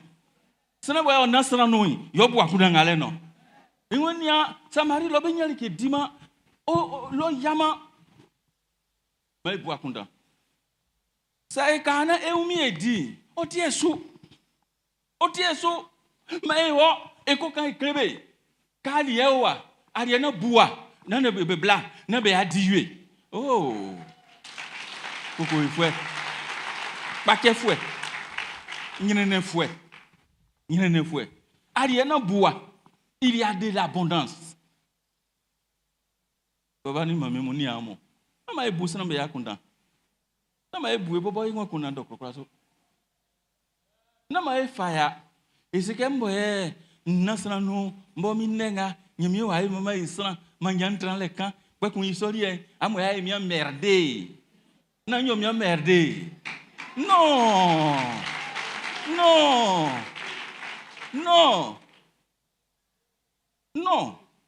Nyamie yo tu kumbo mu. O ti kra nyamie ndenu ke nsan pa mu. Na mo se kan bo ba mo tu an kumbo yi. Afia mo yaki manyamie. Afin be kreke yi mi se ke mi tu kumbo nu yo mi tu abeka lo. O ma sa hawe bobo kun okpofo yi. Meli ke di wa yi. Senzo e kun, mezue. Afika e so o ti ke songun ya fa gu eti susa. Songun ya fa gu asan eti susa. Et toi, comment, et ça, ça, coucou, il faut, mon, Bob souffert, Bel Baconia n'y diwa, Baconia n'y diwa, pas qu'on be flair, Bel Rockman sous, Bessino, allez, Sangabe au long, you l'avez dit, dandan. Beriabe le Béjan, Bessam, Sangabe Rockman, Bessulo, Kamaï, Kossebe, Kalike diwa, Nambe Bla, Pavani, mamou, Noya très con. Kabesumani, Sana, Cocan, Nissa Marie Loque, oh. Ambra nan ye diwa. Bo famille moi. Nyangale mu be nsu ayi nwa ya. Ba so ayi nwa ya. Kwe nga ba fiafia. Ke ya ko le ngale.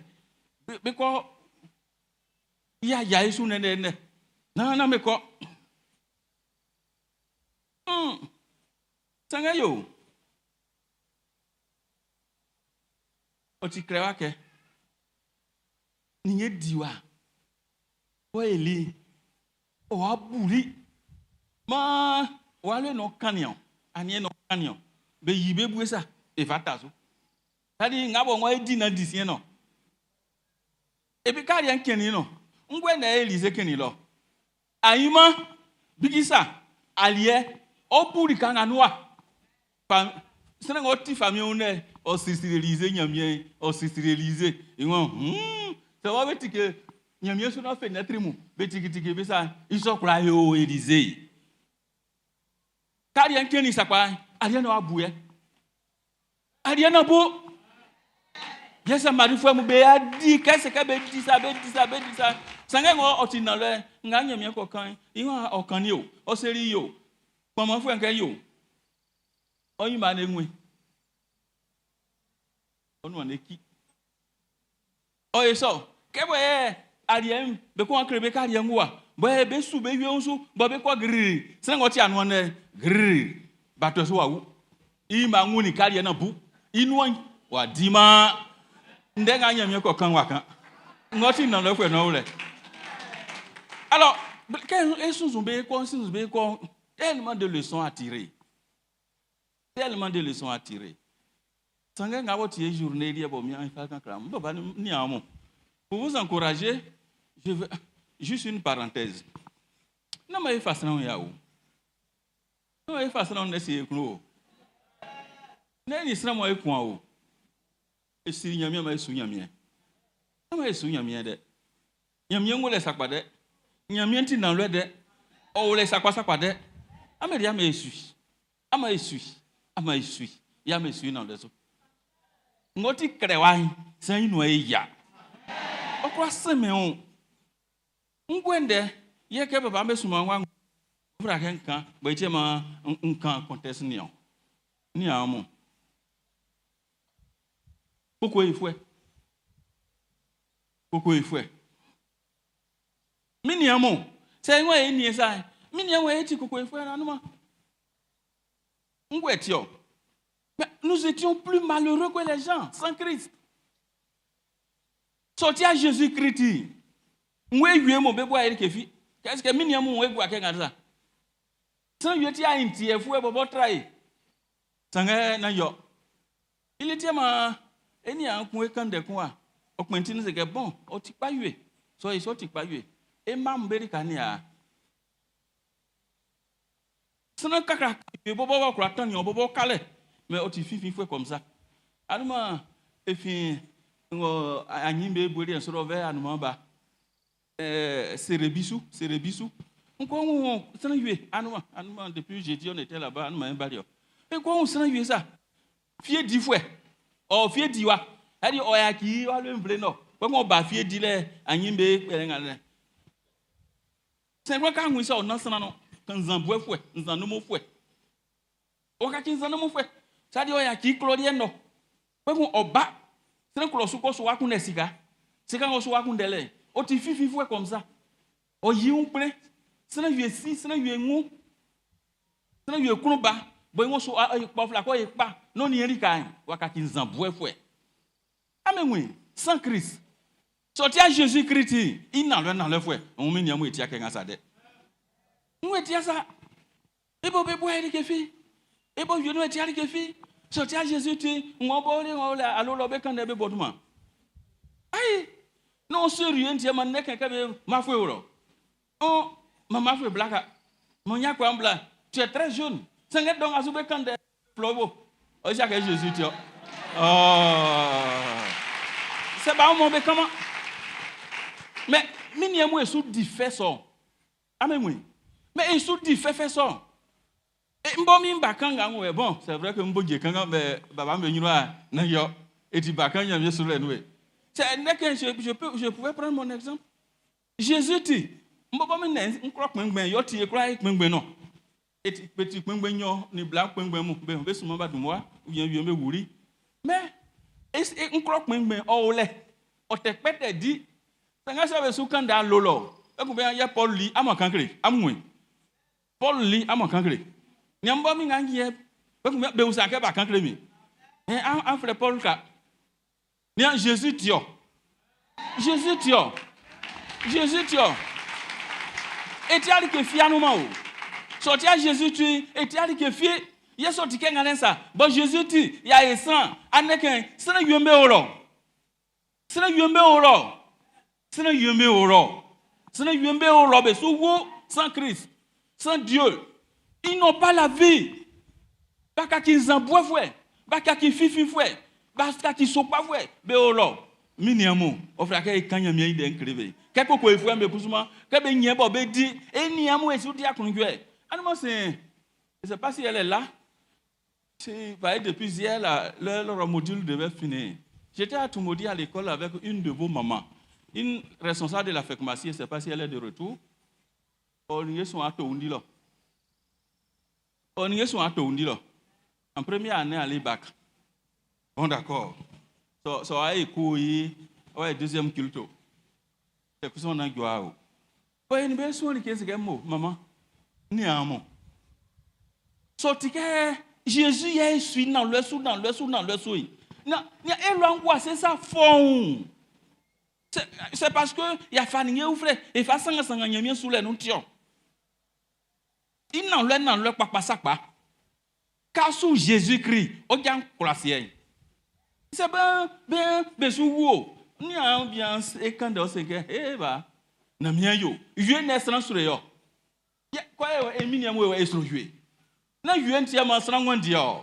Na yuen tia masran son. Ya un Jésus nous soyez lengwan. Iben tia ko sur yuen no. Na mien yo. Doa dia ni banal dia ni alien a ekbe. Mien yo ikungbani o. Ka ekpari e. Na trono e fa igbe o. Ka e fa igbe trono na e fa iba. Ye yo. Okpe ari mbo awula asunyunwe. Asusie clan ke. Pe kun wa flosa no wa to trono. Ah, il y a non ah non. Ah mais oui, la vie est tellement simple, les choses sont tellement simples, le monde est tellement simple. Et si on connaît Jésus-Christ, et moi ça est quoi bien sûr, et où est quoi bien sûr, pas qu'on y en a coué, et qu'on y en a eu un coup il y en a eu pas, même blague qu'on cana, c'est un homme à où est coué. Non, non. C'est un signe mieux que pas ça quoi. C'est un signe mieux sous Jésus-Christ quoi. Que minier moi ici et l'angoisse c'est ça fond. D'ailleurs même si que nyamien moi ici. Nyamien moi ici. Nyamien qui ici. Kai tia nyamien tia le. Kai ti le nyamien ngole. Kwa ngayo nyamien ngole. Ya ngwe li tia masel ko ngwe dans ça. Ça dit et sous dit fait en un mot. Et ce qui fait en Jésus-Christ là, et l'anti assez guardant. Il y a c'est l'anti assez guardant. Non mais il a fait ce que ça n'a eu me kuzombe ulo. Besugo. Ameyaki. Non mais il a fait ce que ça n'a eu me ulo. Besu fait. Bete obayi kanganu. Nzama sakibe, kuruku na sakibe. Du vin na sakibe. Besikale ngabe nyen kwa. Oti fifi, blani nzan. Amwe, niye kan yimu. Besaki, ils sont fait mon frère qui boubé à Kunda. Ils sont entièrement bas, mais c'est mon non. Ils sont entièrement vivants les mots quand il fait une semaine missionnaire. Quand il n'en le, c'est un souvenir mien. Quand il est à quoi qu'elle n'a pas, bois qu'elle n'a pas, n'en qu'elle n'a pas, on joue pas qu'elle n'a pas, et bois qu'elle n'a pas, waka qu'elle n'a pas, amouya qu'elle l'angoisse c'est ça. En Jésus-Christ. Mais si on veut que ça soit heureux, mais autant dans la sonne, il y a un peu de titibé. On y a carrefour mesoué. Quand on est bagua, c'est huile. Bagua, c'est les crésois, les onles. Crésois fait faire à côté, il carrefour yesu comme ça. Ni un crésois fait faire à côté carrefour. On croit dire parce que Wamia, ni un point kiki, qu'on juif. Bae blefwe c'est ça qui fait wasaki et alombe nous c'est beurika sombe nous ils sont mon frère que Et boubé ngabo besu wumbe akunda. Pensons aux autres. D'où la semaine missionnaire. Et papa me fait enveloppe de famille. Quand il fait maman, on doit y croire comment? On doit y croire comment? À croire comment? Maman, tu sommes bon, croire comment? On a des champs missionnaires. La champ missionnaire, c'était à Sandégué. Mais ça fait pleurer. Ça fait pleurer. Bon, quand il y a un champ missionnaire, bon, non maîtrisé, mais il dit moi. Mais néanmoins, chaque mois, on fait ce qu'on a à faire. Et c'est vous savez, ah d'accord, en bonne position. Hein. Vous savez, nous on a fini à Libassi et Yuelio et Amsokrolo en 2004. Donc, Juma Nyamie Jumano, Kengani Mouedi ça, India fait à Blaunikou. Il y a fait à Blaunikou, il y a Yibouele, il y a Sanyamio Yao. Pour essayer à Yono, Nanyamio aussi. Donc, il y a des Yamie il est assez. À fois Blaunikou, que nous sommes au service de Dieu, à plein temps.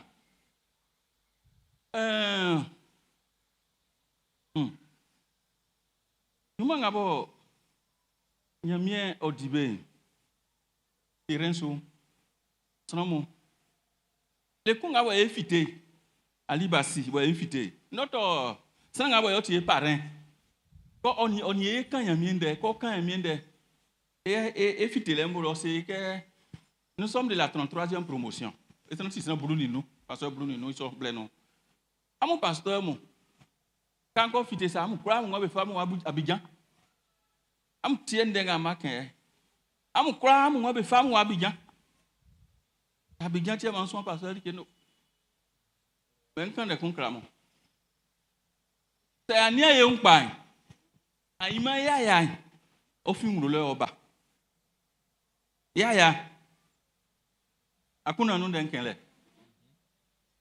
Je veux que Bessia Nyamie, Bessia Jésus-Christ, ils sont sans Dieu. Péa moulin.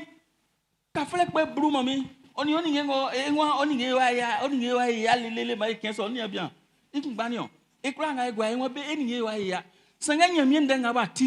Jésus-Christ a tinti. Mansra kun yo sa ya se akra fa kwe. Ayisa kwa afa wo sana ikuno.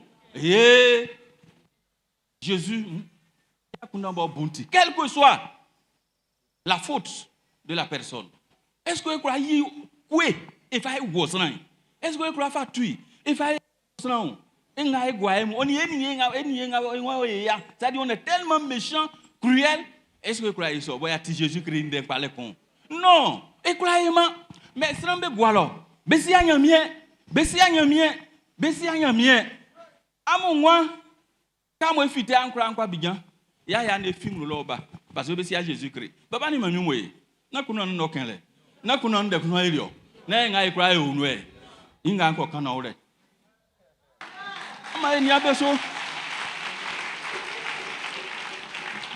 Ama eko kande klebe. Ma eko bogasi klebe. Ma kanyi Jésus na klebe.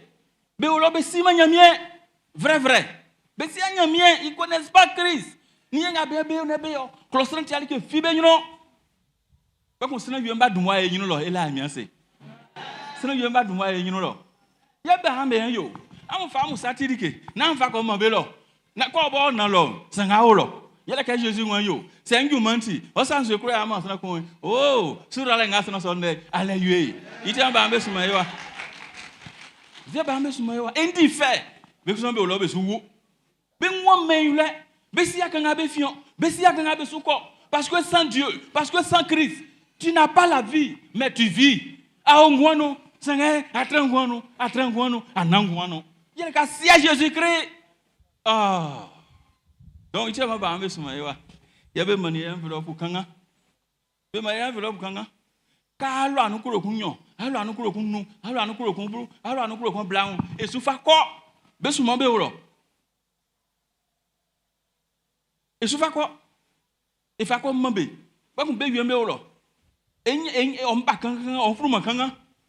Quand a été ainsi, on fout ma kanga. L'on est fout ma kanga. Ben avec Simon Jésus, ben lui ben sisi kanga, sanga otia popo. Et lele, et bled yandegu, c'est un flambe yaba. Asi ya kuro ai, ken yelele, on from ma yue. Kai kusuma ide na from ma ensa. Ide ma ibario. Fe nga esudi, opela kesina yue dibie. Donc ndengo onu omobo, ye nga ma yue kan. Akunugwe nga ndi, opela kesina on flexuma odi yue lo. Angwe nga onu ma betran no lo. India akunugwe sakwa. On a tout en Jésus-Christ. Ngbesu ko nga yue meule. Yo ya kan yinde. Ken yue lele, ke wari esna pa mewa. Wa kusuma nyamema ya jukoko wa. Donc il y a mon ya susu be souble ya wa ya. Mais aneri nga ko kan. Nse ke ngba bobo yo le.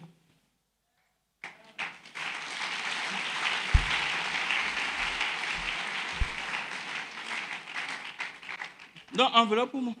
Bon, Paul Boué. Je ne sais pas comment vous allez procéder ou bien vous voulez que je le fasse en même temps. Vous voulez que je commence Et papa, mon allemand, c'est une réunion. Le pasteur est aux deux plateaux. Après, quoi, il est où? Mon y a dit que c'est que ma quand même de mien. Non, c'est un otia de pas otia ça pas n'abe quand de gina so. Kafre guanga e gua bakanga la ekun. Webe pour la kayo. C'est osamian ngeu c'est que ba esamian ngeu na fama wa bioma.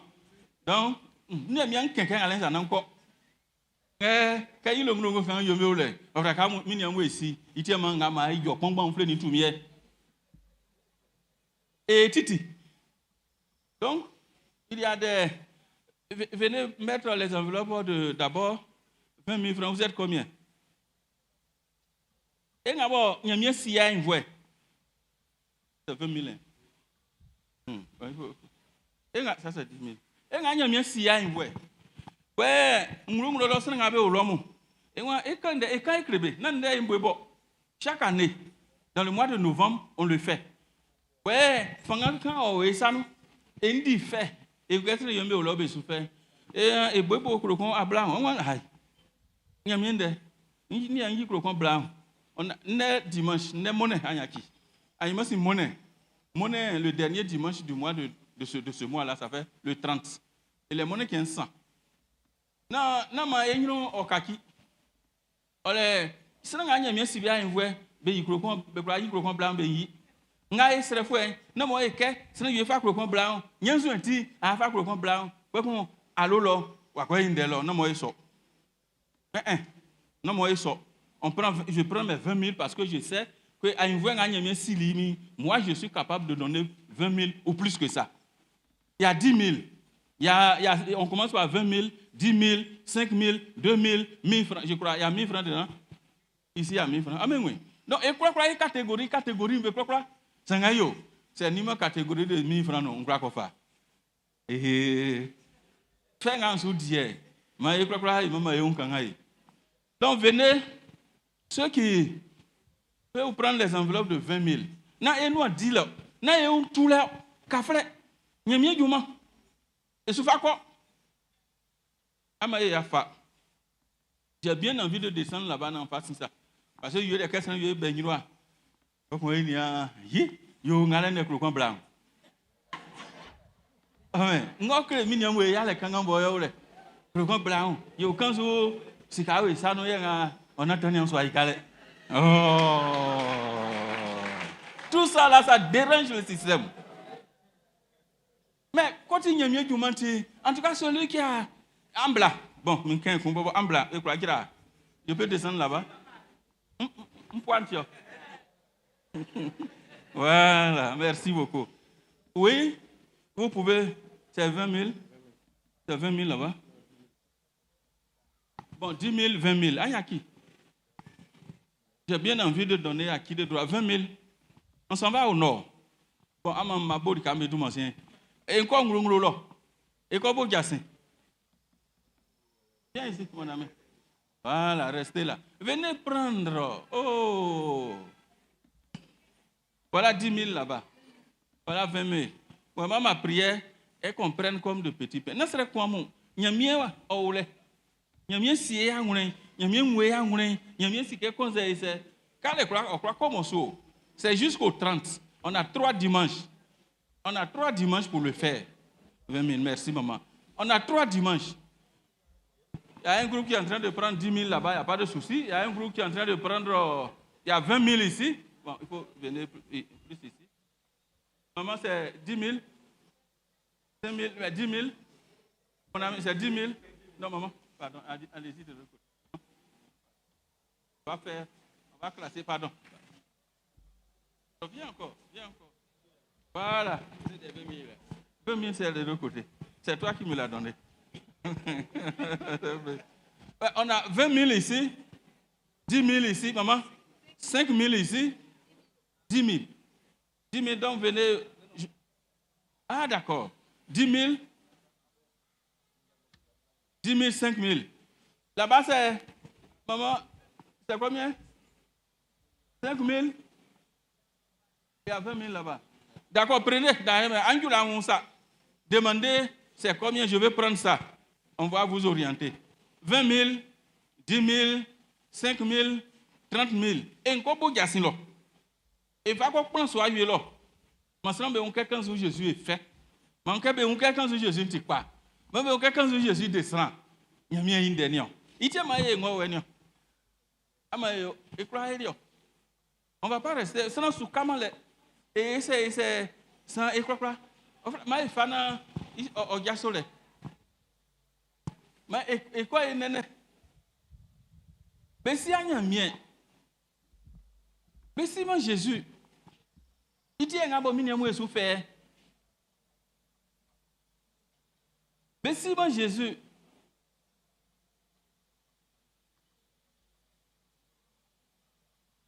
nous sommes à 20 000, 10 000, 5 000, je crois.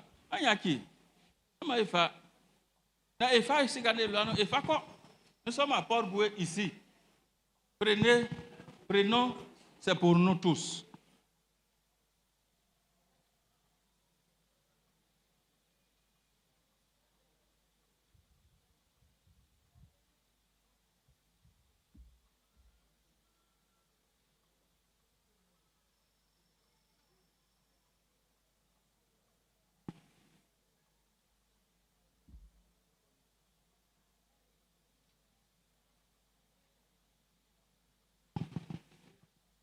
Enfin, 20 000, 20 000, il y a mieux à Omasran Likeo.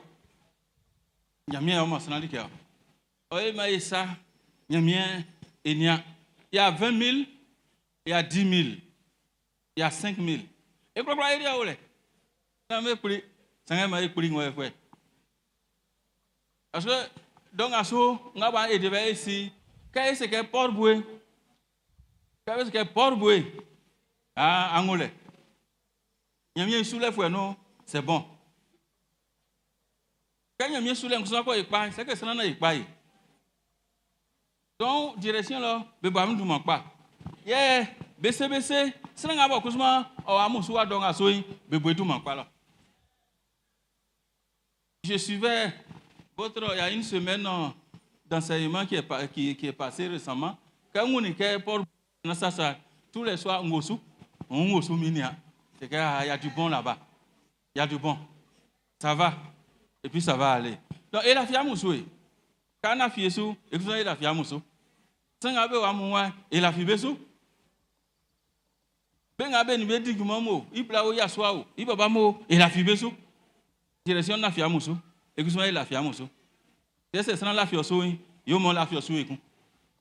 10 000, 20 000, 10 000, 20 000, 10 000, 20 000, 10 000, 20 000, c'est vrai qu'il y a un deuxième culte, mais à m'a foncé.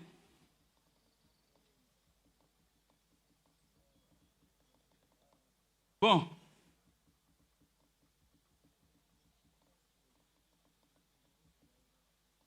« 10 000, 20 000, 10 000, 20 000, 10 000, 20 000, on se rend à voir.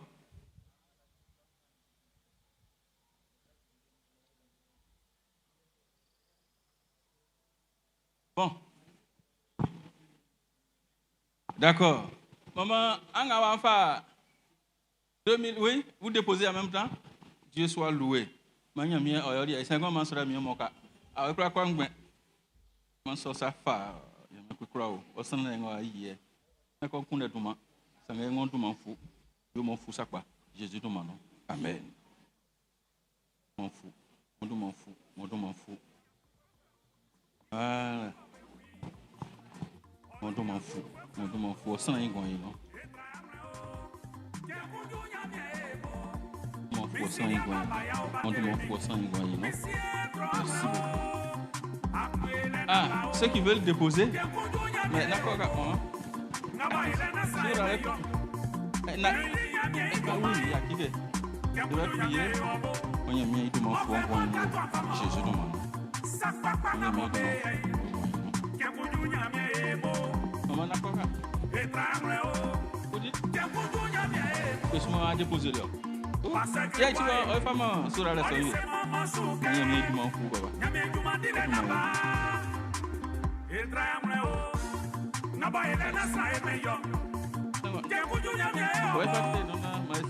Amen.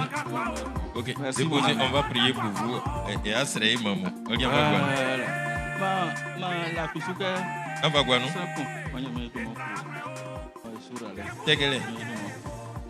Voilà, Tegele, mon mivagouane. Que la gloire revienne à Dieu. Merci pour tout. Merci. Que la gloire revienne à Dieu. Merci, merci, merci, merci, merci, merci. Sourale, moi, oui, sous. Moi, je vous vois, ça, fond, sourale, ma fille, viens d'abord. Tu fais quelle classe? CM1. Tu veux être première de ta classe, tu connais papier, non? Tu es première, tu étais première, CE2, tu étais quatrième. Maintenant, tu seras première de ta classe. Oh, merci ma fille, merci. Très bien. On va en casser, on profite de ça. À moi, il s'est ah, maman, mais je m'en fous. Merci beaucoup. Koto kunyoni, koto kunkun. Am klaja soba. Benga, be fanganti kuro kunyoni kuro kunkun.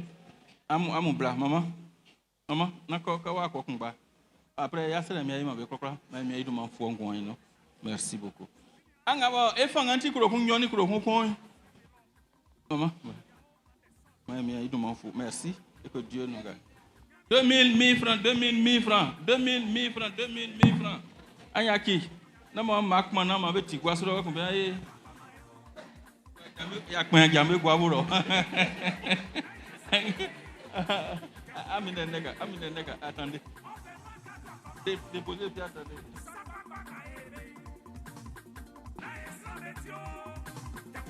Merci. Marié. Ouais, bien. Bravo. C'est un clagi en déamouji, c'est un clagi main, aïma si monnaie, on est 30 moulets. Nani jo. Ouf, c'est mets dans le panier.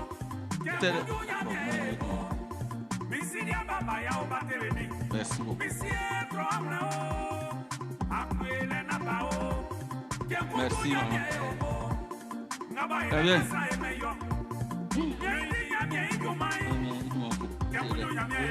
Oui, mettez. Comme ça, écrit dessus. Mettez. Voilà. Les deux là sont vides. Oui, il n'y a pas de souci. Il y a les montants dessus. Mettez, il n'y a pas de souci. Vous ne dérangez rien. Merci, maman. Il y a un enveloppe pour moi. Oui, maman. Voilà, merci. On y a mon 1000 francs, 2000 francs, 1000 francs, 2000 francs. Voilà. 1000 francs, 2000 francs, 1000 francs, 2000 francs.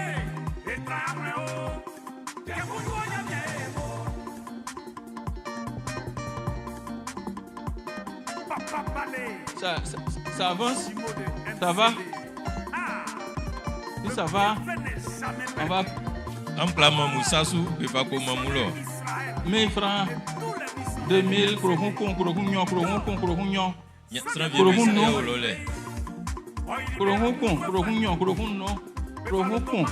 Ka fa usa, on y a bien fa krohun. Il bien fa krohunyo.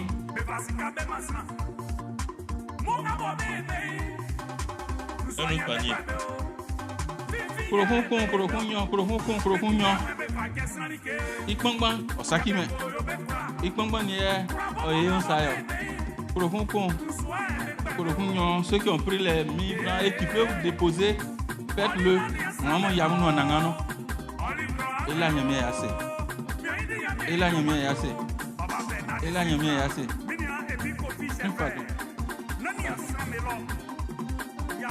Ça.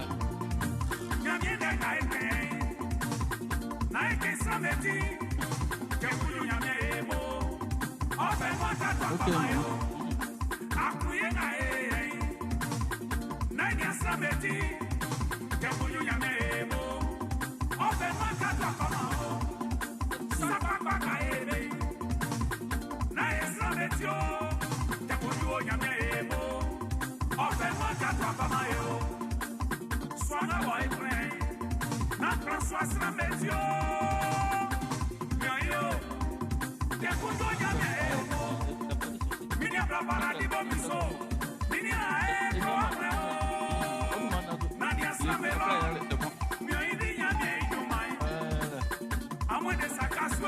Ok. Ça va. Ça peut aller. Amayo. Nationalia tia. Nationalia. Et vous voyez dire.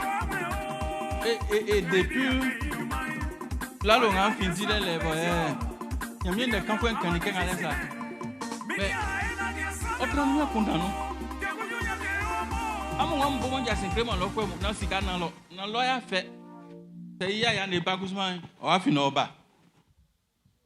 Et ni on passe à quoi? Et nous bas. Tiens là et nous. Et ça dit que quand missionnaire me ou là. Et ni am bo am na fide yue bo Paul we na so ayo lo. Be o lo. Oye ya ke okun ilikania okun ilikania osunia ke julo itu man minkunde ikaso itu man minkunde me alo yo ojulo tanzu benya ni edima nya be gwala ya suma bebe gwala benya ni edima alors que l'homme be akundani amulie au centre de Tiakon kabe dire bien pasteur o mambe be pasteur on est que pasteur fa mambe ani il doit manger parce que n'est que nani edia mbake nya ni edia kan quand on passe on a eu le minimum quand même. Donc, il fait que il bas. Et au secours, il y a un qui m'a trouvé un évangéliste. Il y a les bons quoi à Bangourou Bouri en Souro. Bébé Bogasin. Pas comme ça, il y a ti. Il y a barrio. Ah, il y a bien des fois. Et face. Parce que y a une yembe le ya onke amu Jésus bobo otikpa sakpa amu Jésus fo il dit que finu esin otikpa quand il est là l'on a dit que m'a dit kwekun et ya kwekun ya jinale puis il y a un deuxième culte amu Jésus ntikpa na minimia lo e fa ma na ansrenya mien en femme ya be sera mien femme avec bakun le iwa be wa kun le Soukru non. Encore soukru oui. Mais pour 10 000 francs, bah fond bas. Soukru non, on devait y avoir il va fond bas. Quand ça y a bien manibé, oh ça va quand que ni moi quand il joue ça. Encore soukru, il y a ça au allo un jour ouvrable. Il va be fond ni. Ah baba. Oh c'est. Bon, sika na le prokumbru. On croit sur le allez, c'est fini. Il faut souvent voir un symbole. Il y a des faits ni clan ensemble et fait dans le tiers fait au mené. Pour le coup, pour ne pas son nom. Il passe un tiers quoi. Et Jésus des faits faire. Il ne pas son nom. Il fait comment? Il y a offre le mien papa. Ça a un quoi. Jésus des faits faire quand ça va faire on va pour 10 000 francs. Et puis, on croit que c'est comme si on non, pour 10 000 francs. Je me dis, bien cocolé. Il y a quelqu'un qui a il faut 20 000 francs rapidement. Je me dis, il faut Jésus, il faut dire à nous, quand on va demander 10 000 francs, je 15 000 francs. Non, mon gars, il y a bien. Oh, tu crois ça quoi? On a demandé 10 000 francs. Je donne 15 000 francs. Ah, mais oui. Il y a qu'on fait monnaie, mais ils se sont donnés à Dieu. Aïe, aïe, aïe. C'est avec moi. Avec moi, jeune. Comment est-ce que on va beaucoup de gens? On descend là. j'étais pour finir, Mingrao.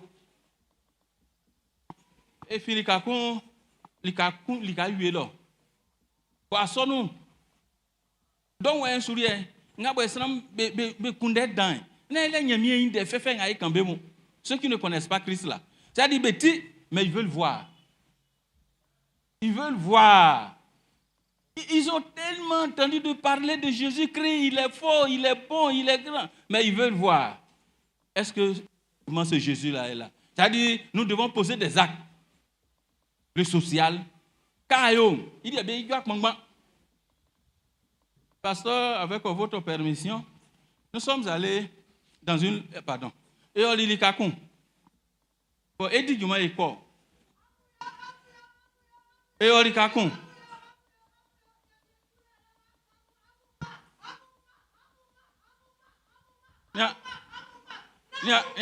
Mon ami. Mon ami.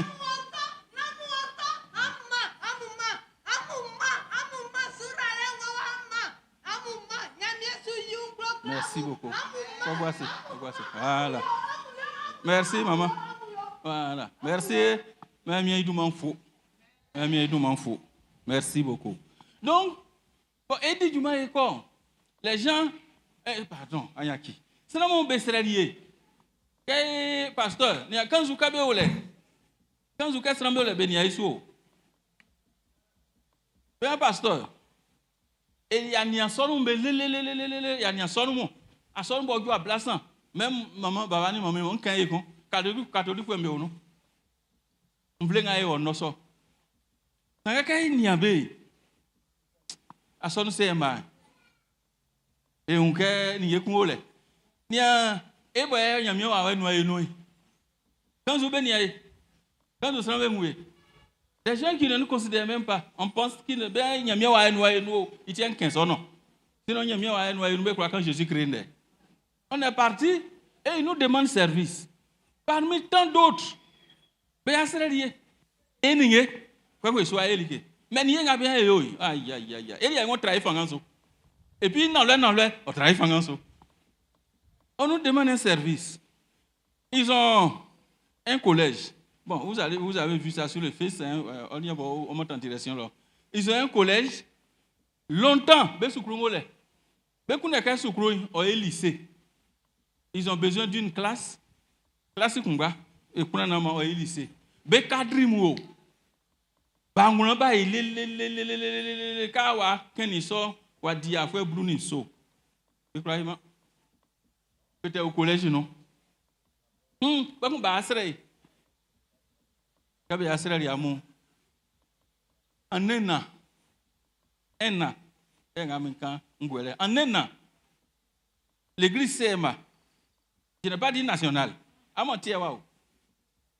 C'est un district, Bono district. Ils ont construit 3 classes. 3 classes. Classe 100, un bâtiment de 3 classes.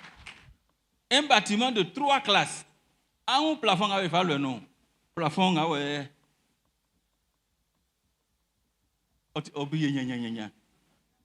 Avec carreau. Ils ont tout fait. 3 classes. Le président était là-bas. Madame la ministre, Belmont était là-bas. C'est l'église CMA qui a fait ça. Papa, il faut dire là, quand et ça, c'est en 10 mois. On a dépensé près de 30 millions. Bon, 30 millions. C'est ce qu'il y a. Ainsi, il y a le besoin. Qu'est-ce qu'il y a? Et voilà, il y a et je vais pas nous bien construire. Eh, c'est on veut canard. On veut man. Pensons aux autres. Mais aujourd'hui, quand tu arrives dans la localité, dans son nom, maïdou ma bebo. Ben be fleur mien, be fleur mien ça. Be ato ça que baba, ya on ka mo son nom ti nan lo.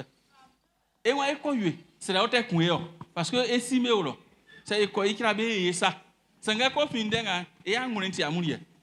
Parce que ya on ka amurie parce que e dia ikra manga. Be plan sukru, be fama awa cadeau comme ça. Comme be bo be nyan osika, e dia siga e kundo. Mais vous le faites de tout cœur. Mais nenga mini mo e joye. Depuis l'an passé, ils ont fait la seconde là-bas. Seconde A, seconde C. À fois, à ceux qui sont en seconde, là, encore première. Et beaucoup d'élèves, de parents d'élèves, et c'est grâce à l'église CMA qu'aujourd'hui, ils sont érigés en lycée. Quand Alain ça, des fois, de petits gestes comme ça, il y a un ami qui est il faut donner. Et quoi, il est là? Et quoi, il y a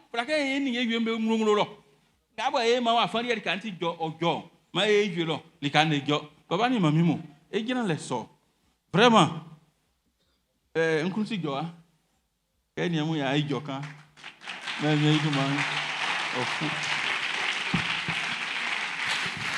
Alléluia, Maïdiaso et Bonde, et quand vous nyamiez.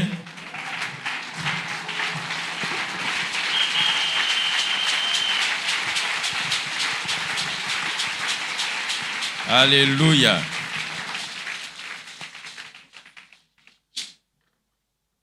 Et sous et à Galensu, et yo nyamie isran imo, merci surin. On est lalo ngamo adilimo e nyanu kale. Nan transe. Ma ela mianse oninde ngamo etili yema ese nyamie ke ma akundan pa otraenu. Koko efuemu akunda kunsebeke anwo samu wuma no yamunde inyosu akunda kumba benuke nga yesu dien se boa eviengu me akunda otiakpa manya mie fa akunda patronu na ajale nga ya fusuwe na kasien mayemba ewo ekobodiasin mai fa isanu ninge esu adwuma so ibo koko yena benga bekla koma e asuma benga be komu alléluia ma esrenya mie ma kunda pa otraonu ke akunda patrani koko efu embenunsa manya mie ofa diguma manya mie yoma akunda benga mobezuwu benga wawenu awekumbe benga beo vie yatinsu ma be kulule be wan vwe owuru nu nanga mo fara ke ayo nganya mi wa wenzo ka yo akoyo Jésus du maïno. Amen amen. Dike kasinga ya yo yele ikele mo ifala mianse onindenga mo itili fa okele ma ila mianse.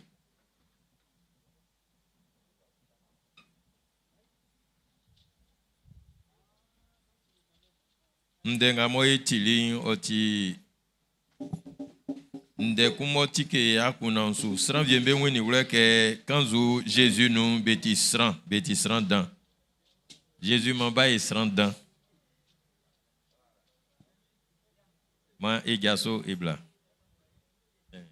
Beyo yodie na masura lento fa o Beyo yodie na masura lento fa Beyo yodie na masura lento fa o Beyo yodie na masura lento fa Bedina de juma divie na masura lento fa o Beyo yodie na masura lento fa Bedina de sika divie na masura lento fa o Beyo yodie na masura lento fa Beyo Dieu na masura lento fa o Dieu na masura lento fa Dieu na masura lento fa Dieu na masura lento fa Iwa beyo Dieu na masura lento fa Dieu na masura lento fa Dinya miejumba Dieu na masura lento fa Dieu na masura lento fa Beyi sika idio na masura lento fa na masura lento fa Beyi nyambie plusu idio na masura lento fa na masura lento fa manyamie yoma amuti delein ofwa monu keko ko efu embelienza Jésus du maïno ma ofamu wule ble mo ningembe bube wa inu Jésus du maïno nama awe okunkun nama osanu sika oviekun Ma anyambeun o kiki ongwan famille Jésus du maïno. Amen, amen. Kanaya soya ou fwembenu ema bengamo be tinga social ema be blema ndenga obenu be kama eti. Ani ako fe pamu nyamulike Jésus Christ du maïno. Nde nengwa onkru ke gasingwa we sanu oyima fe nyale ke enu afan bladandan yo afa batue afien yo fada ke asonu be nwe tan so mba ulolo yo kleke iso tie ekpali klatenga on sanu enyo die disudumanyo ke sango ya afien mo asivienu o fada ke be ngwa sonu ya seni akwa ngwa sonu unke benga mo be di klatenga suju man et a fait avant ba sonku singe blem ye juli be bisa Jésus Christ ke e mlanga ba ma e nu danyale beni on y a be si moi cloviegu ka fa clobo unsa alléluia moi cloviegu ka fa clobo unsa ya se cloviegu me die ya ka ti Christ fe mo e o asoro nganu anyo se sabe ni o to e kwa e ban ekwayo eti nglamui ejamonru a je samuke kesta ya fiemo wa to o fara ka kunde ko sika ko yanu e fa vie fa fam va oro e fa vie fa se namba unke po buya sonu nye oko se sonyela alléluia yes se wa nyon akrese wa kleke mini okun kala wa to esu eti mai bo mandre ai eso mi ndamu ngwalo ne kingi nyongula nyesu kende ngamo oisi sie nie ngaba basi vienu o soni no vama ngulonganu o fala ke mandre eti eso mi ndamu ngwalo kwa na asonu nyiro agwase kwa na e pastor nyiro agwase eso mi ndamu lo e la fia musu Jésus Christ manu tie wa nyiro amen. Yes, we see que c'est ça inyom okpanda nanglongo baleno anglonga no I must see ya eve enyo on fait la que semaine ganwe ni so sikanyo voilà no yole gasingwa enwa yole ma mi bo rasu. Amen, merci beaucoup. Ma eso ya ufwembenu yo e amumoni bale mumoni bale manya miera muso mumoni bale mumoni bale mumoni bale manya miera muso mumoni bale.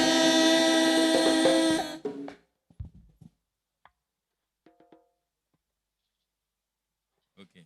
Et bon, n'a qu'à ouvrir moi mais on a des traversous. Anuma Israël nyamie mani enya irie oni enya bla. Bon, monsieur ni madame irie. Manque poso. O mambe o ya fien ya mon bible et sobenu anuma Israël nyamie mani be rabia janzo. En sobenu pas.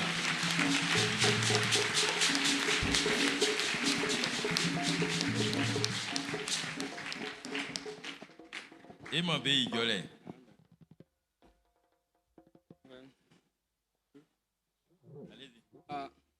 Bonjour, chers parents.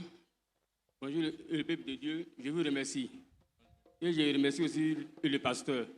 C'est grâce à vous que j'ai reçu ce mariage. Et j'ai écouté votre soeur. Je vous remercie.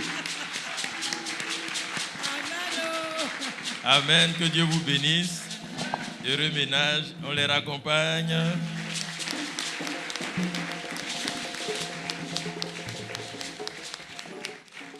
Aujourd'hui, nous recevons Kwaku Blegia Laurence. Elle vient de Dimbokro, elle est de passage. Et Maoblo Vouenou. Et so kwa kubleja Laurence ofin dimokro. Voilà.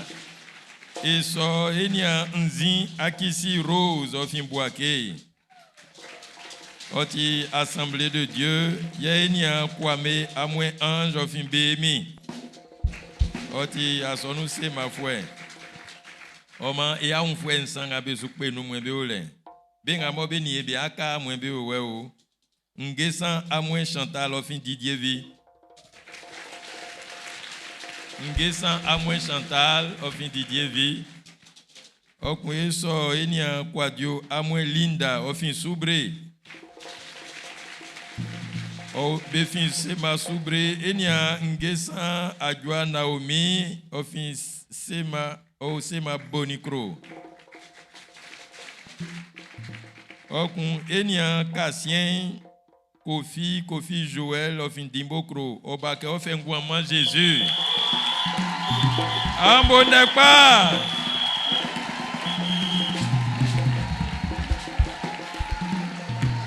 Alléluia. Alléluia.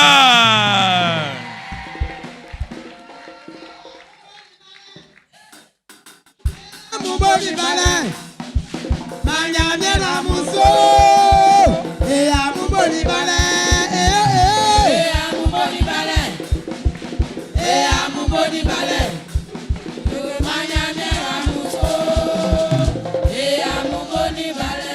Alléluia. Eya mumoni bale sakpa manyamye ramusu. Enyanga besukpe numu.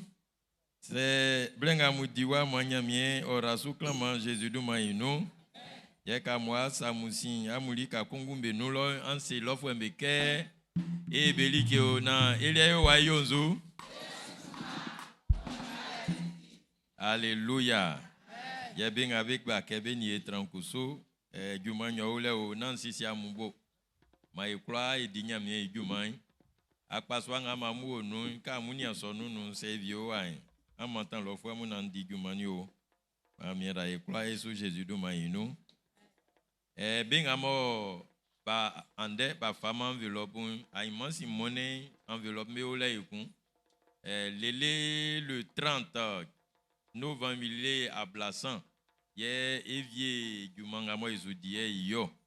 Oma na nama nansisi ambo amfamulanu. C'est un dé à Yiman, Aïman Simone à Clayi, Aïman Sim Kousuma Ngobalo à Clayi. Alléluia. Et yo, surintendant mo, on inde, fais-moi quand clélier. Yo, ibo kinle, nyamio sume yo. O ma glacé que ndengamo nyamie sume ko a kan etilio. Na edisu, neo. Yo, ma ikla e jaso na Israël.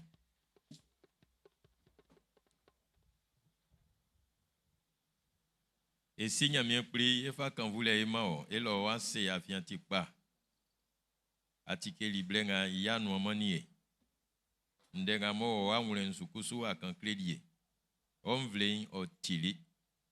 E jane ngamo o wa wensu ebo ke yo e boebole bo.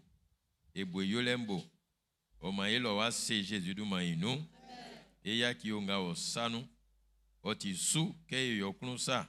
Ye okunsai o angulen sulike yele kay bu benga be ogwasulo ya kunda benga be sima o be akunda o ma ra ajale sonso ma asonu semai o yo o angulen so asonu mo bo jasin asonu mo obo jasin fenkle benga be o awosinu mo ba mli be obo jasin klebe peso fangamai ngamo yin kusumai ma o son na afadiguma famille Jésus du maïno quand ya ngulin sranga mo be ya fien mo jasin bolen otibe tro quand be ya ngulin na mo ikebe ka kotokun bla wonze kotokun blue kotokun nyon kotokun nunsu ngamo bobo nyamie afasie be ya ngulin su ma be femme Jésus du maïno raisu rale mo twensu ifable isre ifable ifa jasin bole juman ifa wula osanu o ma rali mo twengo ba ensu famille Jésus du maïno ikula nga mo yoy ma quand voulez oyoli titi Jésus de maïnou. Amen.